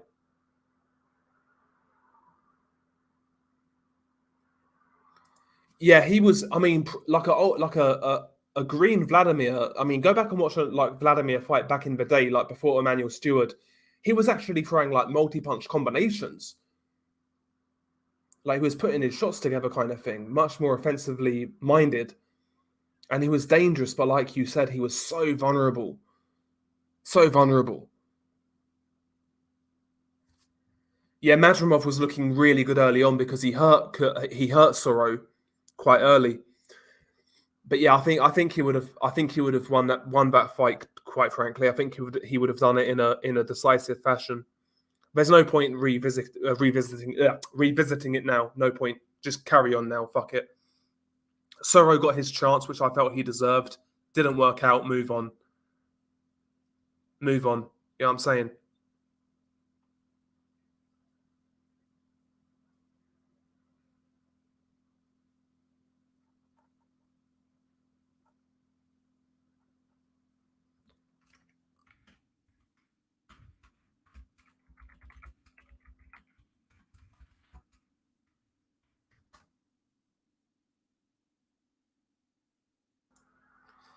Yeah, it was Kawanaki. Okay, yeah. He looks a bit like Oscar De La Hoya, which makes you wonder. Yeah, the work rate is bad. Yeah, his gas tank is. I question his gas tank as well, Zion. But he's got skill. He's got talent, like you said. But yeah, there's just something missing with Kurbanov. I would say. I think there's something missing there. Yeah, that fight's going to come down to who is more shot and who wants it more. But in regards to the fight itself, I actually quite like it. Yeah, people were talking about this earlier. I've not really seen Zarila fight that. I've not really seen him fight, so I'm not sure. I know he's a puncher, and Barbosa's a decent boxer. He's got quite high output. He can mix and match quite well. He can fight a bit as well, but I'm not sure. It depends. It depends. I think Barbosa strikes me as a guy who likes to get involved a bit too much. So that could be his undoing against a puncher. We shall see. But I'd need to see more of Zarila. Yeah, Pat McCormack looks decent. Lee, he looks decent. First few fights they're going to be what they are against less than descript opposition. But yeah, we'll see. We'll see with Pat McCormack. We'll see. We'll see. Yeah, he's fighting on the same card as Josh Kelly, isn't he? Yeah, on Channel 5.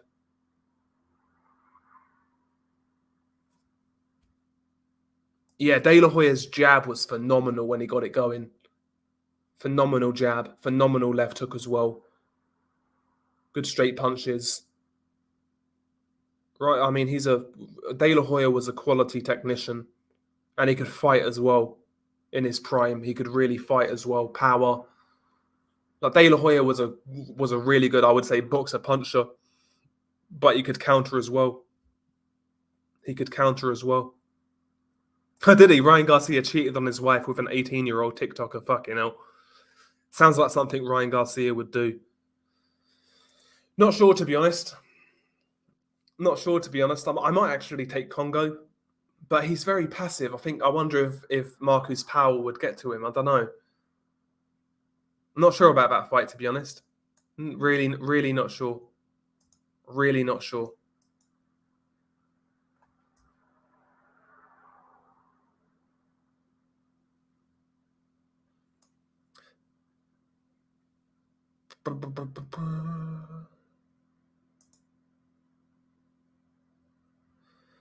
Yeah, he's another one who sounds awful when he trash talks. Ryan Garcia. That fucking press conference was so cringy with Fortuna.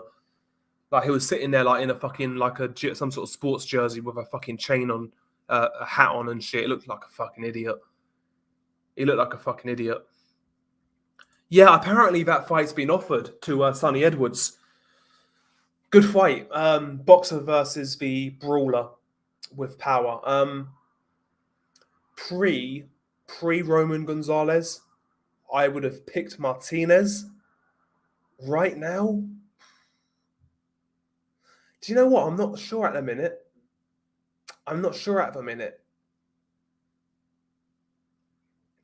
A lot of that depends on where that fight is as well, I would say. It's a good fight, though. That's a really good fight. Really good unification fight.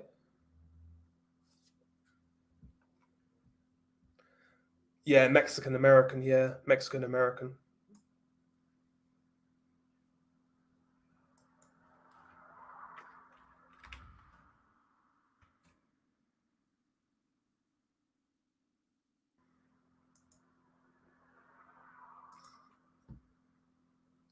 Yeah, Wasim got to Sonny's body quite a bit. That makes me favour Martinez. Yeah, the only thing that really kind of putting me off Martinez was the Gonzalez fight. Not because he lost, but because of the type of loss he received.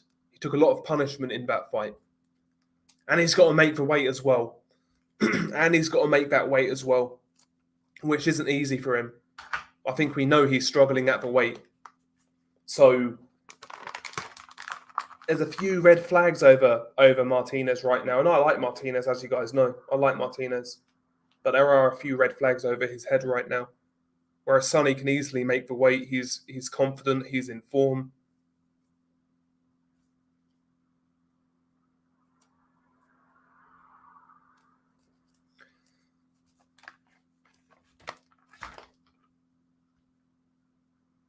Yeah, Edwin Valero, Saul, would have made for some great fights.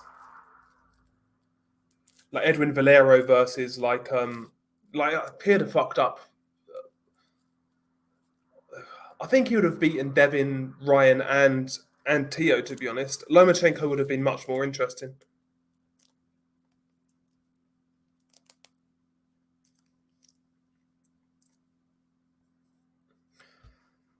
Yeah, Sonny can box though. I do wonder whether I'm not sure really he was all that up for that fight. But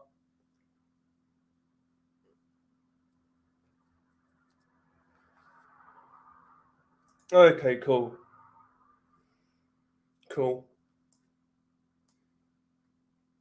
But anyway, guys, I'm gonna actually shall we keep on going for a bit? Shall we keep on going for a bit? Fuck it, why? We'll go for another 10 minutes or so. Because I've got to start fucking, what's it? Writing a fucking script. Like a fucking retard. Because worst thing about this week as well, like I've had no fucking sleep. It's been so hot. I don't mind the heat, that's the thing. But I've just been like working all fucking week. Like even when I'm at home, I've been working.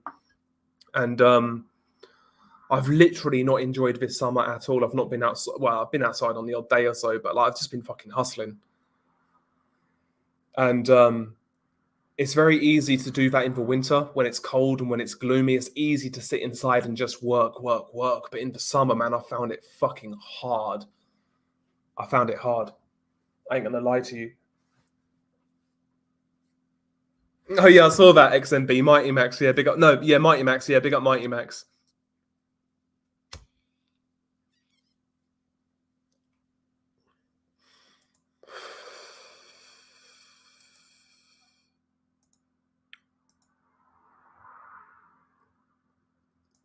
Right, where's this fucking tab? Here we are. Yeah, I think Tank Davis is getting worse counterpunch. You know, back in the day when Tank was on the come up and when he won that first world title, I was really really intrigued about Tank and excited about his future. But he's not developed. He's not had hard fights. He's not really been tested. I think he's got worse. Go back and watch that Pedraza fight, and I know Pedraza was drained, but just look at Tank. He looked far more dynamic. He looked quicker. He was putting more shots together. Whereas now it's one shot at a time, you know, dragging that back leg. You know, his footwork is awful, particularly coming forwards. His footwork is bad. I think Tank's got worse. I really do. Oh, that would have been a fucking war. See, people forget how good Scott Harrison was a good fighter, but his problem was the drink and his demons. But he was a good fighter, Scott Harrison. Very tough guy as well. Very good chin, Scott Harrison. You know, when he had those wars with the likes of Medina. That'd be a war. I don't think either guy gets stopped. Both guys are very tough. Navarrete is far more unorthodox. Both guys can match each other for volume. I think Navarrete is probably heavier handed and he's more unorthodox. I'd probably take Navarrete on points.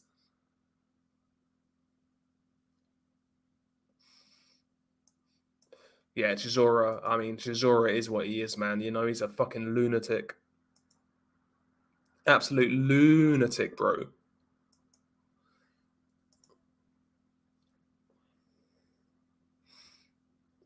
McKenna on points.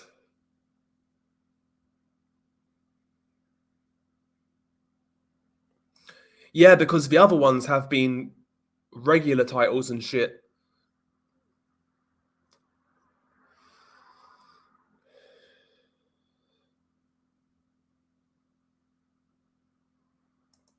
Yeah, Peter McGrail actually looks okay, Doc. He doesn't look too bad.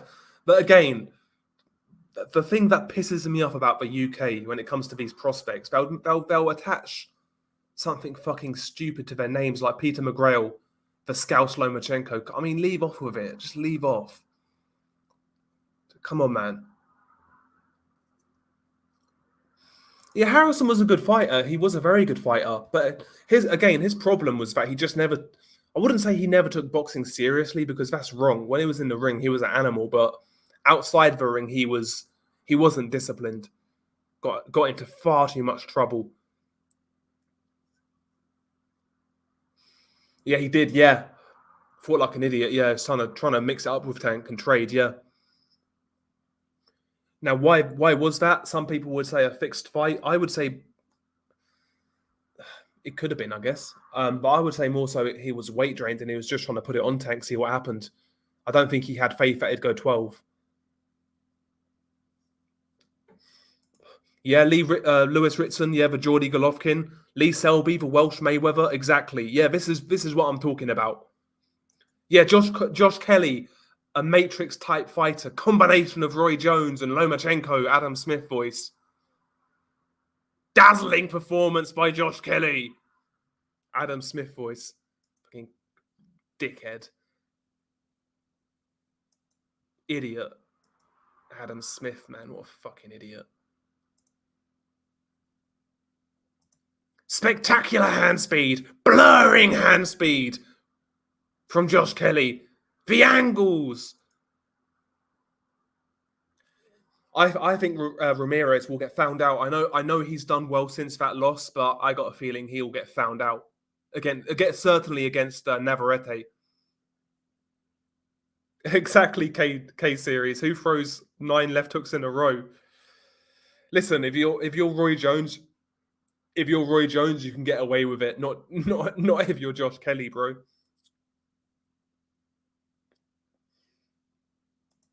I got no interest in that fight, Lee, bro. I ain't gonna lie to you. Not gonna lie. I mean, I'd rather see a Conlon rematch for a start. Santa Cruz, Vargas. There's a lot of other fights out there for Lee Wood right now.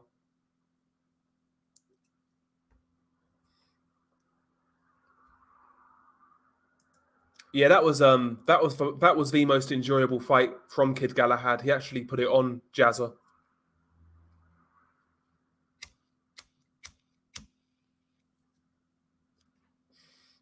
Jazza is the decent fighter though. He's a good domestic dude. He's a good domestic level fighter. I'd say he's like European level, in all honesty. But I've just, Lee Wood. Lee Wood versus Josh Warrington is a great fight. I just don't really want to see that fight again. I mean, Jazza won the first time around.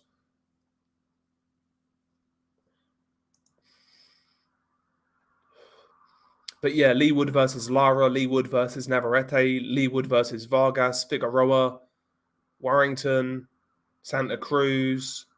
He's got a lot of good fights out there, I mean, you look at the featherweight division right now. Look at the top 10, because Brandon Figueroa is now a featherweight. You got Ray Vargas, Brandon Figueroa, Mark Magsayo, Gary Russell Jr., Emmanuel Navarrete, Maurizio Lara, Lee Wood, Josh Warrington, Leo Santa Cruz, Isaac Dogbay, Ruben Villa, Luis Alberto Lopez, Robese Ramirez, Jarrett Gonzalez, Michael Conlon. That's a damn good division. That's a damn good division. That's a very good division. And the good thing about that division, in my opinion, there's not a clear-cut number one. I can see a lot of those guys taking wins and losses off each other. Like, if there was a round robin out of all of those guys, I wouldn't be convinced who's number one. I wouldn't really want to guess. That's a really good division, featherweight. That's a really good fucking division. It's a really well-matched division. Exactly. It's almost like 154 at that time period, but there's so many good fights to make at featherweight, and it's really well-matched. It's really well-matched.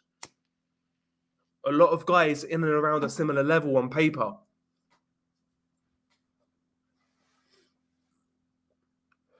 Yeah, Lee Wood versus Lara is a great fight, exactly. Because Lee Wood, I think, will probably succumb to the pressure, but Lara takes so many risks, man, and he gets caught clean constantly. So if Lee times him coming in with that straight right, I say Warrington beats Lee Wood. I take Warrington, grinds him down. I'd even say maybe a late stoppage, believe it or not.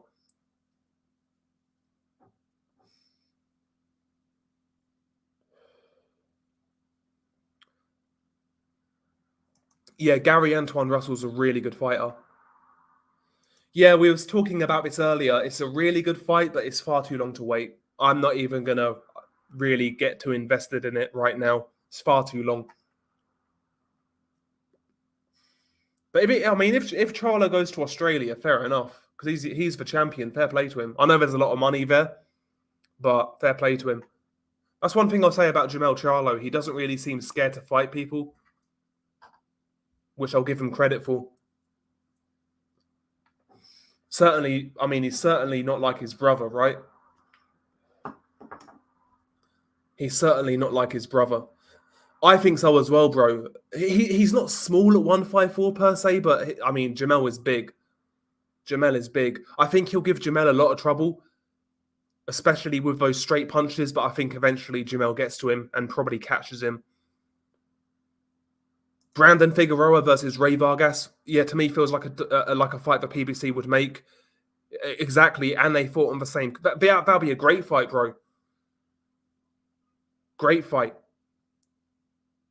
Well, he got dropped early in his career against Wade Ryan, I think it was, and he got dropped against Terrell Gausha. I think the guy's name was Wade Ryan early in his career, because I've literally seen all of Tim Tszyu's fights. So I made videos on that guy early in his career. But yeah, I mean, you might be right. In fact, it's funny with Tszyu because his brother's turned pro, Nikita Tszyu, and apparently the people in the know in Australia always rated Nikita above Tim in the amateurs. Like Nikita was more highly regarded. So, you got to keep an eye out for Nikita Tszyu as well. I'm sweating, by the way. I'm fucking sweating like a pig. I'll take that shit. That's good. But yeah, I mean, I really like featherweight, man. I really like featherweight. Featherweight's a damn good division. It's a damn good division. And I like divisions where there's no clear-cut number one. It's providing they fight each other, that means we're going to get some great fights.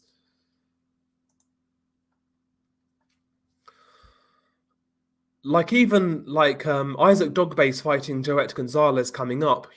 Right now, I would say neither one of those guys are top 10 contenders. But that's a damn good fight. That's a damn good fight. Joet Gonzalez versus Isaac Dogbase. It's a good fight.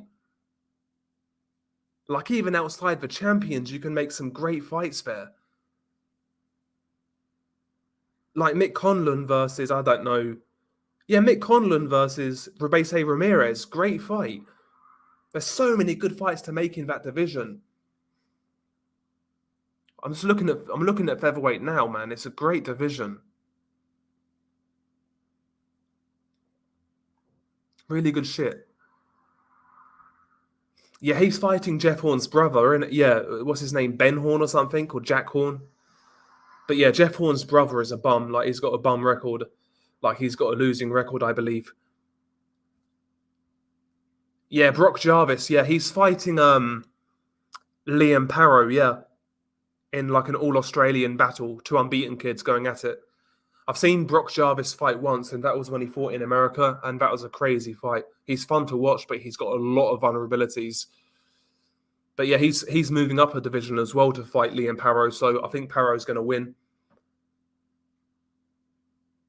Yeah, all of those contenders and Navarrete fights Eduardo Baez, yeah. I've seen Eduardo Baez fight before, but I don't know where. Let me have a look at his record. I think I've seen him fight. The Aleem fight, yeah. He fought Rashid Aleem. And a lot of people felt he won that fight. But yes, it's disappointing, isn't it, from Navarrete? It's disappointing. But yeah, hopefully after this fight, Navarrete steps up and fights a fellow contender or champion. Because there's too many good fights to miss out on there. Like, even get Gary Russell Jr. back in the mix, I want to see an all-Mexican fight there, though. I want to see like Lara versus Vargas or Vargas versus Navarrete.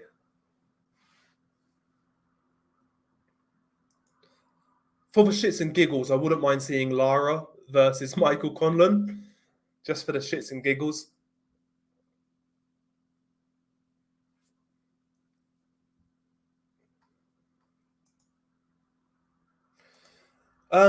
Decent comeback opponent, Lee, considering the bad knockout he sustained.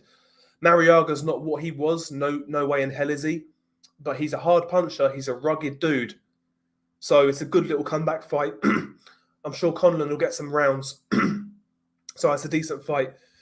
Yeah, Lara versus Navarrete has Fight of the Year written all over it. Written all over it. But the problem is, I think both guys are in the same camp. I think that's going to be the big problem there. Again, to me, that should never be an excuse. Like I'd fight my best friend for a few grand, and then buy a beer afterwards, or have a drink afterwards with him. Do you know what I mean? It's like,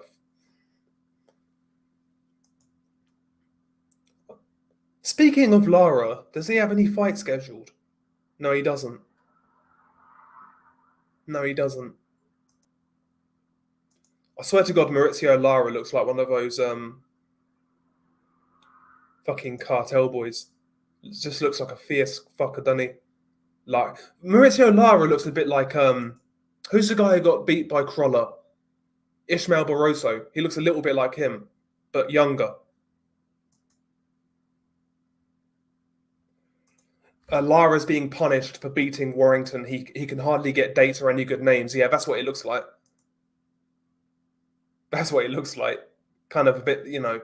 And the thing is with Lara, he is beatable. He's beatable. Navarrete needs to fight Rebese. Yep, good fight. Yeah, he's a contender and already knocked out Nova. I'd watch it. No, never. And I don't think there's many Willie Pep videos about.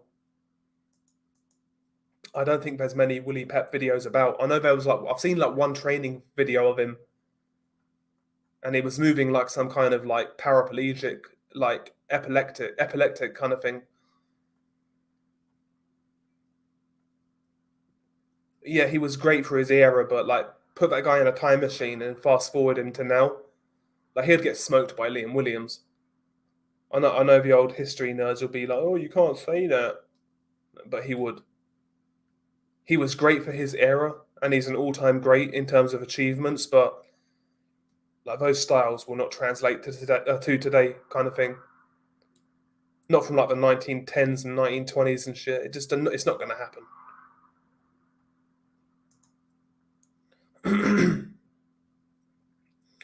Yeah, again, though, that's the thing with boxing historians. They don't really. Boxing historians on YouTube are extremely elitist, and they will paint the narrative and that these guys were almost like demigods, almost kind of thing. They were superhuman, and their levels of boxing ability was so greater than what we see today. When it's not the case, the guys were great fighters for their eras. They were great fighters for their eras, and they achieved a lot more than many fighters have today. But if we're talking purely on a technical level, most of those guys get fucking smoked by average fighters today. It's just that simple. It's just that simple. Do you know what I mean? It's like that's why I don't like boxing historians. But when I say I don't know, I'm trying to make a hypothetical. I don't know. Like Dillian White would beat Jack Johnson. He would knock him out. Am I saying Dillian White is greater than Jack Johnson? No, I'm not saying that at all. Jack Johnson achieved far more, but I'm just saying in terms of technique and ability and size and strength and all that shit. I mean, Dillian White would knock out Jack Johnson. Come on. But you say that and a boxing historian gets their knickers in a twist.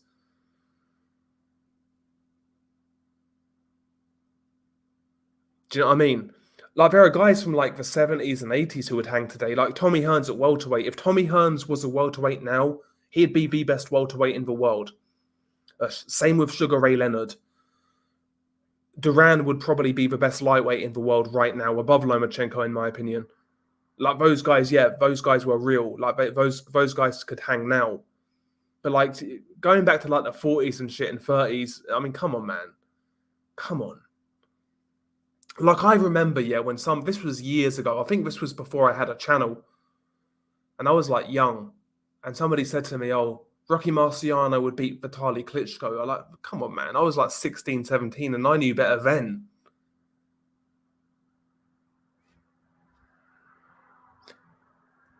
Evening Dale. Hope you're well, brother. Who wins and how? Broner versus Figueroa. I've got no idea, to be honest. No idea. It's who's more shot and who's got the greater desire, because both guys have looked shit recently. Both guys have been inactive. It's really who wants it more, bro. But it's going to be a fun fight for what it is. So I'm going to sit back and enjoy it.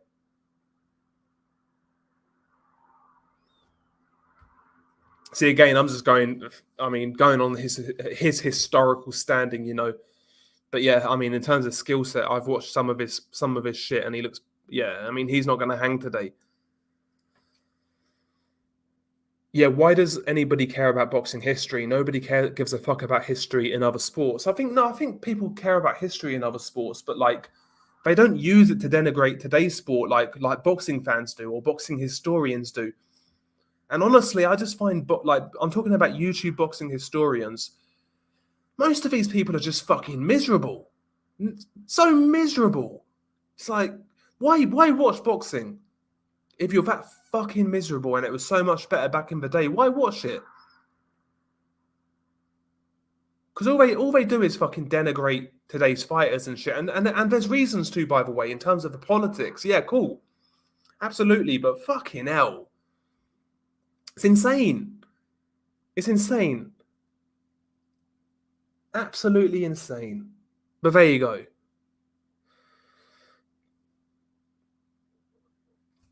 There are some football historians. Yeah, there are some football historians. But again, to me, they're not as bad as like boxing historians are so miserable. Oh my god, go outside and I don't know, have a wank or something. Just Jesus Christ. Insane.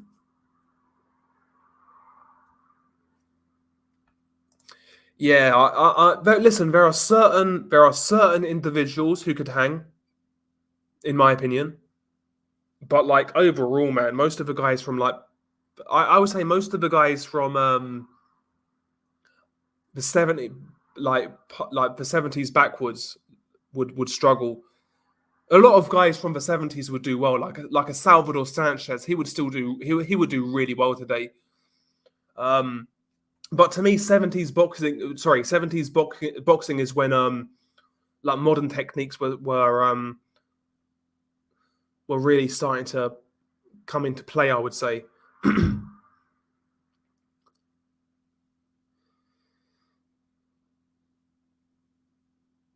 Yeah, exactly. Yeah. And again, this is another problem I have with boxing historians. They're basically like a walking, talking box rec. They can't really tell me about the context of certain fights. What was the notion going in? Was that fight a robbery? You know, bloody all this shit, all the context behind these fights and the form going into these fights, the public perception going into these fights. A side, B side, that sort of thing, A side politics. They can't tell me about any of this. Any fucking Rain Man can go on BoxRec and memorize a bunch of shit. Tell me the stories behind it. How about that? Tell me all the intricacies about these fights. Most of these guys don't do that.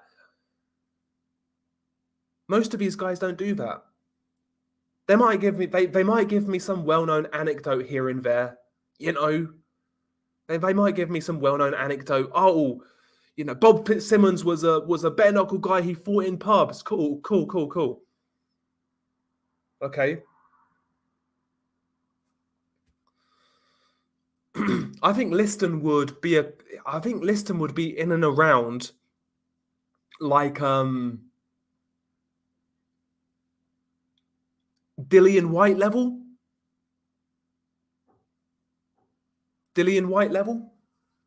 And I don't think that's denigrating the guy. Because Dillian White at his best was what, a top 5 contender? I don't think that's denigrating the guy. I think that's being realistic.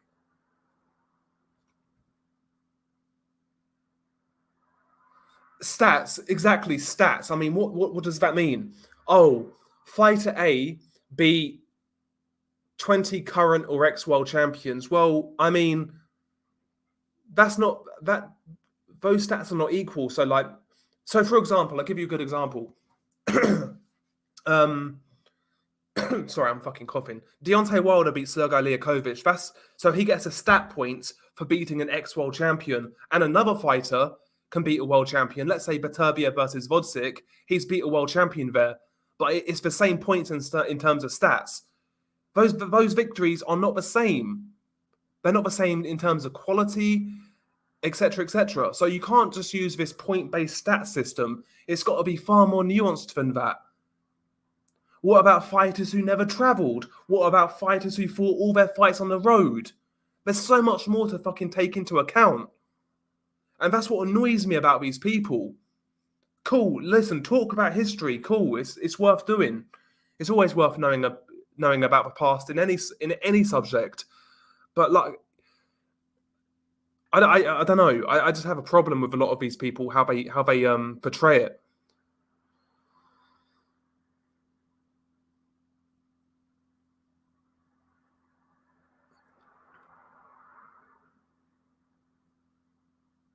That's a great fantasy fight. See, I think Hagler would hang today. He had modern skills and modern techniques, but you know, people get their panties in a twist if you say, "Oh, I think even Canelo." Let's say I think Canelo beats Hagler or Golovkin beats Hagler. They'll get their panties in a twist. It's crazy. If their rationale stands true, I mean, they're basically using paper to judge fights. I mean, why don't they? I mean, why can't that be applied to today's fight? Sorry. Oh, so and so's got a better resume, therefore he wins. Or so and so's done more and achieved more, therefore he wins. Boxing doesn't work like that in terms of head-to-head fights. But these guys are just crazy. It's cult-like almost. It's almost cult-like. Again, Jerry Cooney would have been in and around like lower top 10 level, I would say. I'd say lower top 10 level if he was around today. What's up, Big Boys Boxing? Another, by the way, Big Boys Boxing heavyweight channel. Check him out. Covers the heavyweight division, top to bottom. Knows his shit as well. Big Boys Boxing. He knows his stuff.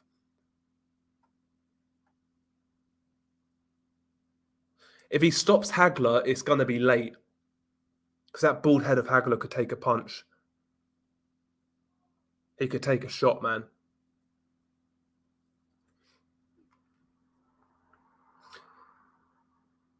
Exactly. That's the thing with Canelo. On paper, the stats are amazing.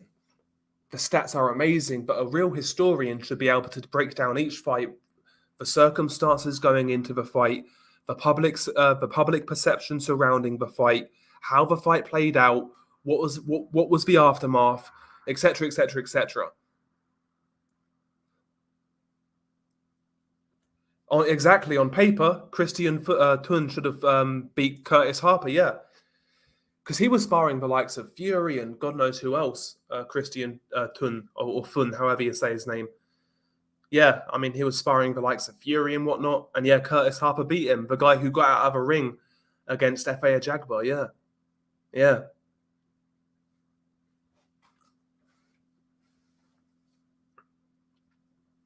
Exactly, Doc, yeah. Exactly. And I listen, it's not even do you know what the thing is though as well? It's not necessarily that these guys use stats that can be easily manipulated, right? It's not even that they use stats to rank certain guys. That's not necessarily my problem, but it's like how insistent they are that is the only thing that matters, and what they have is true. Like there's no room for compromise or anything like that. That's my problem. How they act like it's gospel. That's my real problem. It's not that people come up with a formula to judge fighters historically. That's fair enough, but it's not infallible. It's not infallible. You know? It's like I think I'm trying to find it. I'm trying to think of an example. Like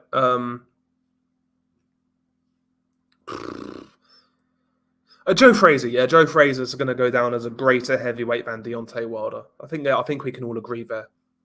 I actually think Deontay Wilder would knock out Joe Frazier. I think he'd knock out Joe Frazier. There you go. Yeah, exactly. Yeah, Jay Apataya, man. I mean, his level of competition prior to that fight wasn't all that great, but he showed it, man. He had that ability. He had that talent. And by the way, I'm really excited about Jay's future. He really impressed me, man. What I liked about that fight, we saw everything from Jay in that fight. So we saw in the first 6 rounds, he had very good boxing ability, great straight punches. He was leading, he was countering, showed decent power, messed up Briedis' face, hurt him a couple of times to the body. First 6 rounds, we saw a really good look at his skill set, and he can really fucking box. But in the second half, we got a gut check and we got a chin check. So we know a lot about Jay just based on that fight. Those are the sort of fights I like for these young fighters when they come through them like that. Jay proved a lot in that fight. He's a real world-class cruiserweight. Passed his gut check, passed his chin check, and he showed he had real fucking skills. Good shit. That's a great fight. Really enjoyed it. I'd like to see it again. I'd like to see it again.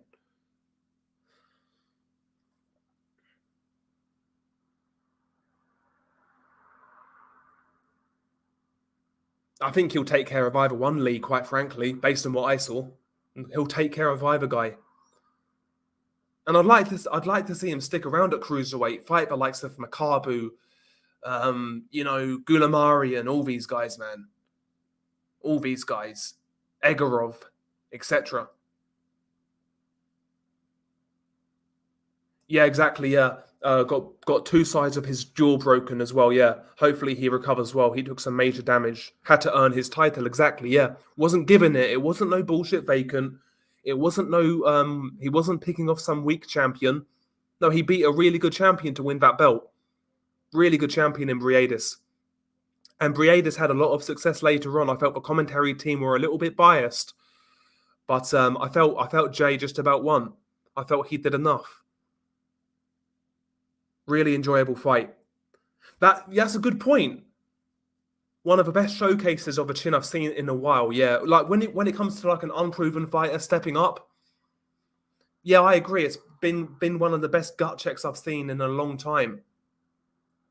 Really enjoyable stuff, and it's nice to see some fresh blood, emerge from out of nowhere. Well, at least out this way, Jay. He came out of nowhere. I've been aware of him for quite some time, and I've seen highlights. But the competition level was low. It was hard to know what to make of him. But yeah, he's a really good fighter, man.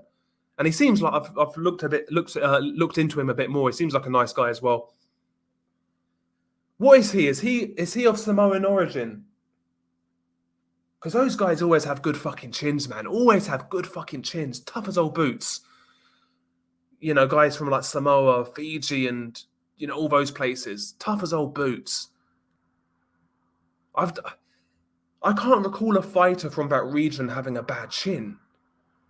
Those guys are made fucking different. They are strong as fuck. Those guys.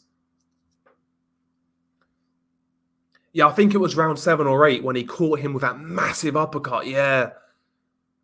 Just jacked his head back, like fucking rocked his head back, man. He took it. He was hurt, but he took it and he got through it, man.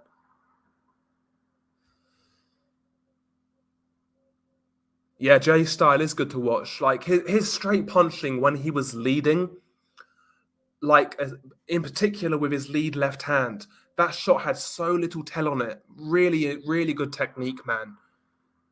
Really good technique. Only one thing I would say, I think he should have tried to go to the body a bit more. I think he had a lot more success to the body than he was realizing. Because there was a couple of times where he threw like looping kind of almost like hook come uppercuts to the body. And he was kind of making Brieda suck his breath in. Yeah, Polynesians, yeah, that's it. Dudes are as tough as titanium. Just look at the tank that was Tua. Yeah, Tua had a granite chin as well. Like you could hit Tua on the head with a fucking 2x4 and he'll be fine. It's like the Ike Ibushi fight. He took some tremendous punishment in that fight. Bone density, yeah. Pacific Islanders have incredible bone density, yeah. That's why they make fucking good rugby players. Just strong people, very strong people, naturally strong people. Yeah, Jesse Rodriguez, another guy I'm a big believer in. Again, a breath of fresh air, man. He seems to have desire. And he's keeping nice and active. He's beat Quadras, Rungvisai, I know those guys are past their best, but for a young kid, back to back, that's quite impressive. He's now fighting Israel Gonzalez. Again, not the strongest guy, but he's staying active. He's staying active, man, and he's young as fuck. He's talented as hell. You know, these are the guys that deserve their props, deserve their credit, man. Yeah, a lot of Mexican fighters have good chins, and even when they don't, they have a lot of heart.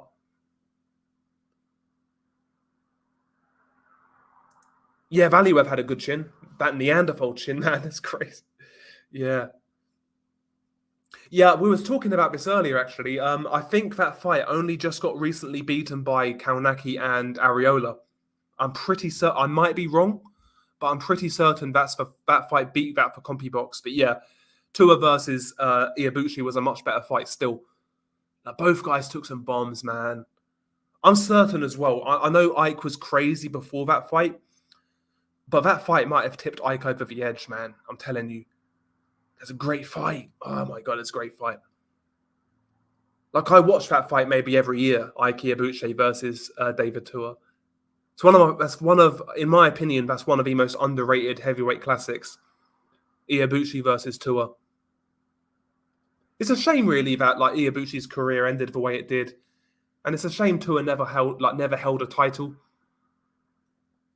You know what I mean? It would have been nice to see. Yeah, literally, man. Valiev was a big lump. He couldn't really box, but he was big as fuck. He was very big, man. He was very big.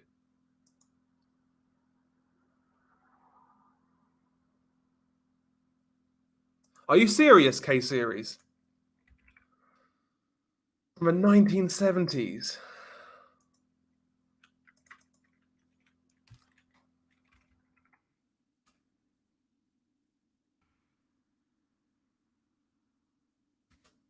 George Foreman. Let's Twitter it. Okay, yeah. So yeah, George Foreman released a statement 2 days ago. Over the past 6 months, two women have been trying to extort millions of dollars from me and my family.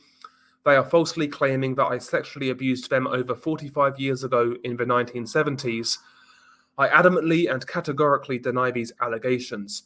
The pride I take in my reputation means as much to me as my sports accomplishments, and I will not be intimidated by baseless threats and lies. I am and always will be guided by my faith and trust in God. I will work with my lawyers to fully and truthfully expose my accuser's scheme and defend myself in court. I don't pick fights, but I don't run away from them either. That's his statement. There you go. That was a great fight. Tommy Coyle versus Brizuela, yeah. That was a great fight.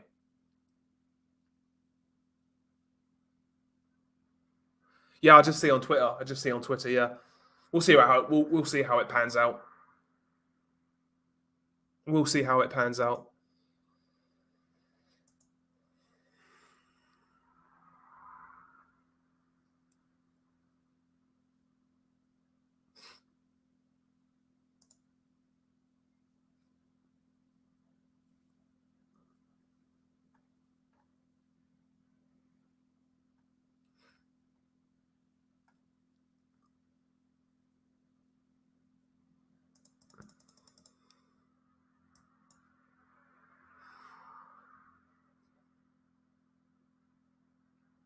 Yeah, that's what I'm saying, bro. Zion. You know, people are going to make their minds up either way. Let's just see how it pans out. I mean, do you know what I mean? It's one of those things, isn't it?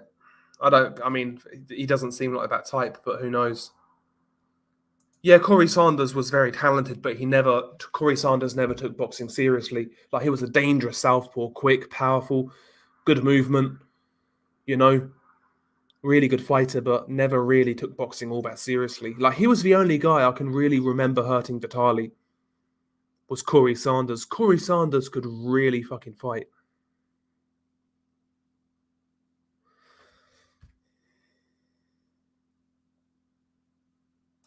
Yeah, Stephen Shaw. Yeah, do you know what fight I'd like to see? Actually, I'd like to see Stephen Shaw versus Jared Anderson. I think that'd be a good fight. I think that'd be a good fight. Or Stephen Shaw versus like Jermaine Franklin or something like that. Stephen Shaw's okay. Stephen Shaw's better than Jermaine Franklin, but he's not as good as Anderson. Anderson, in my opinion. But anyway, guys, I need to wrap this one up. We've been going for nearly 2.5 hours, so we've done quite well tonight. Yeah, enjoy the boxing this weekend. Although there's not too much to really enjoy, but yeah, enjoy it. Have a good weekend as well. Don't do anything I wouldn't do.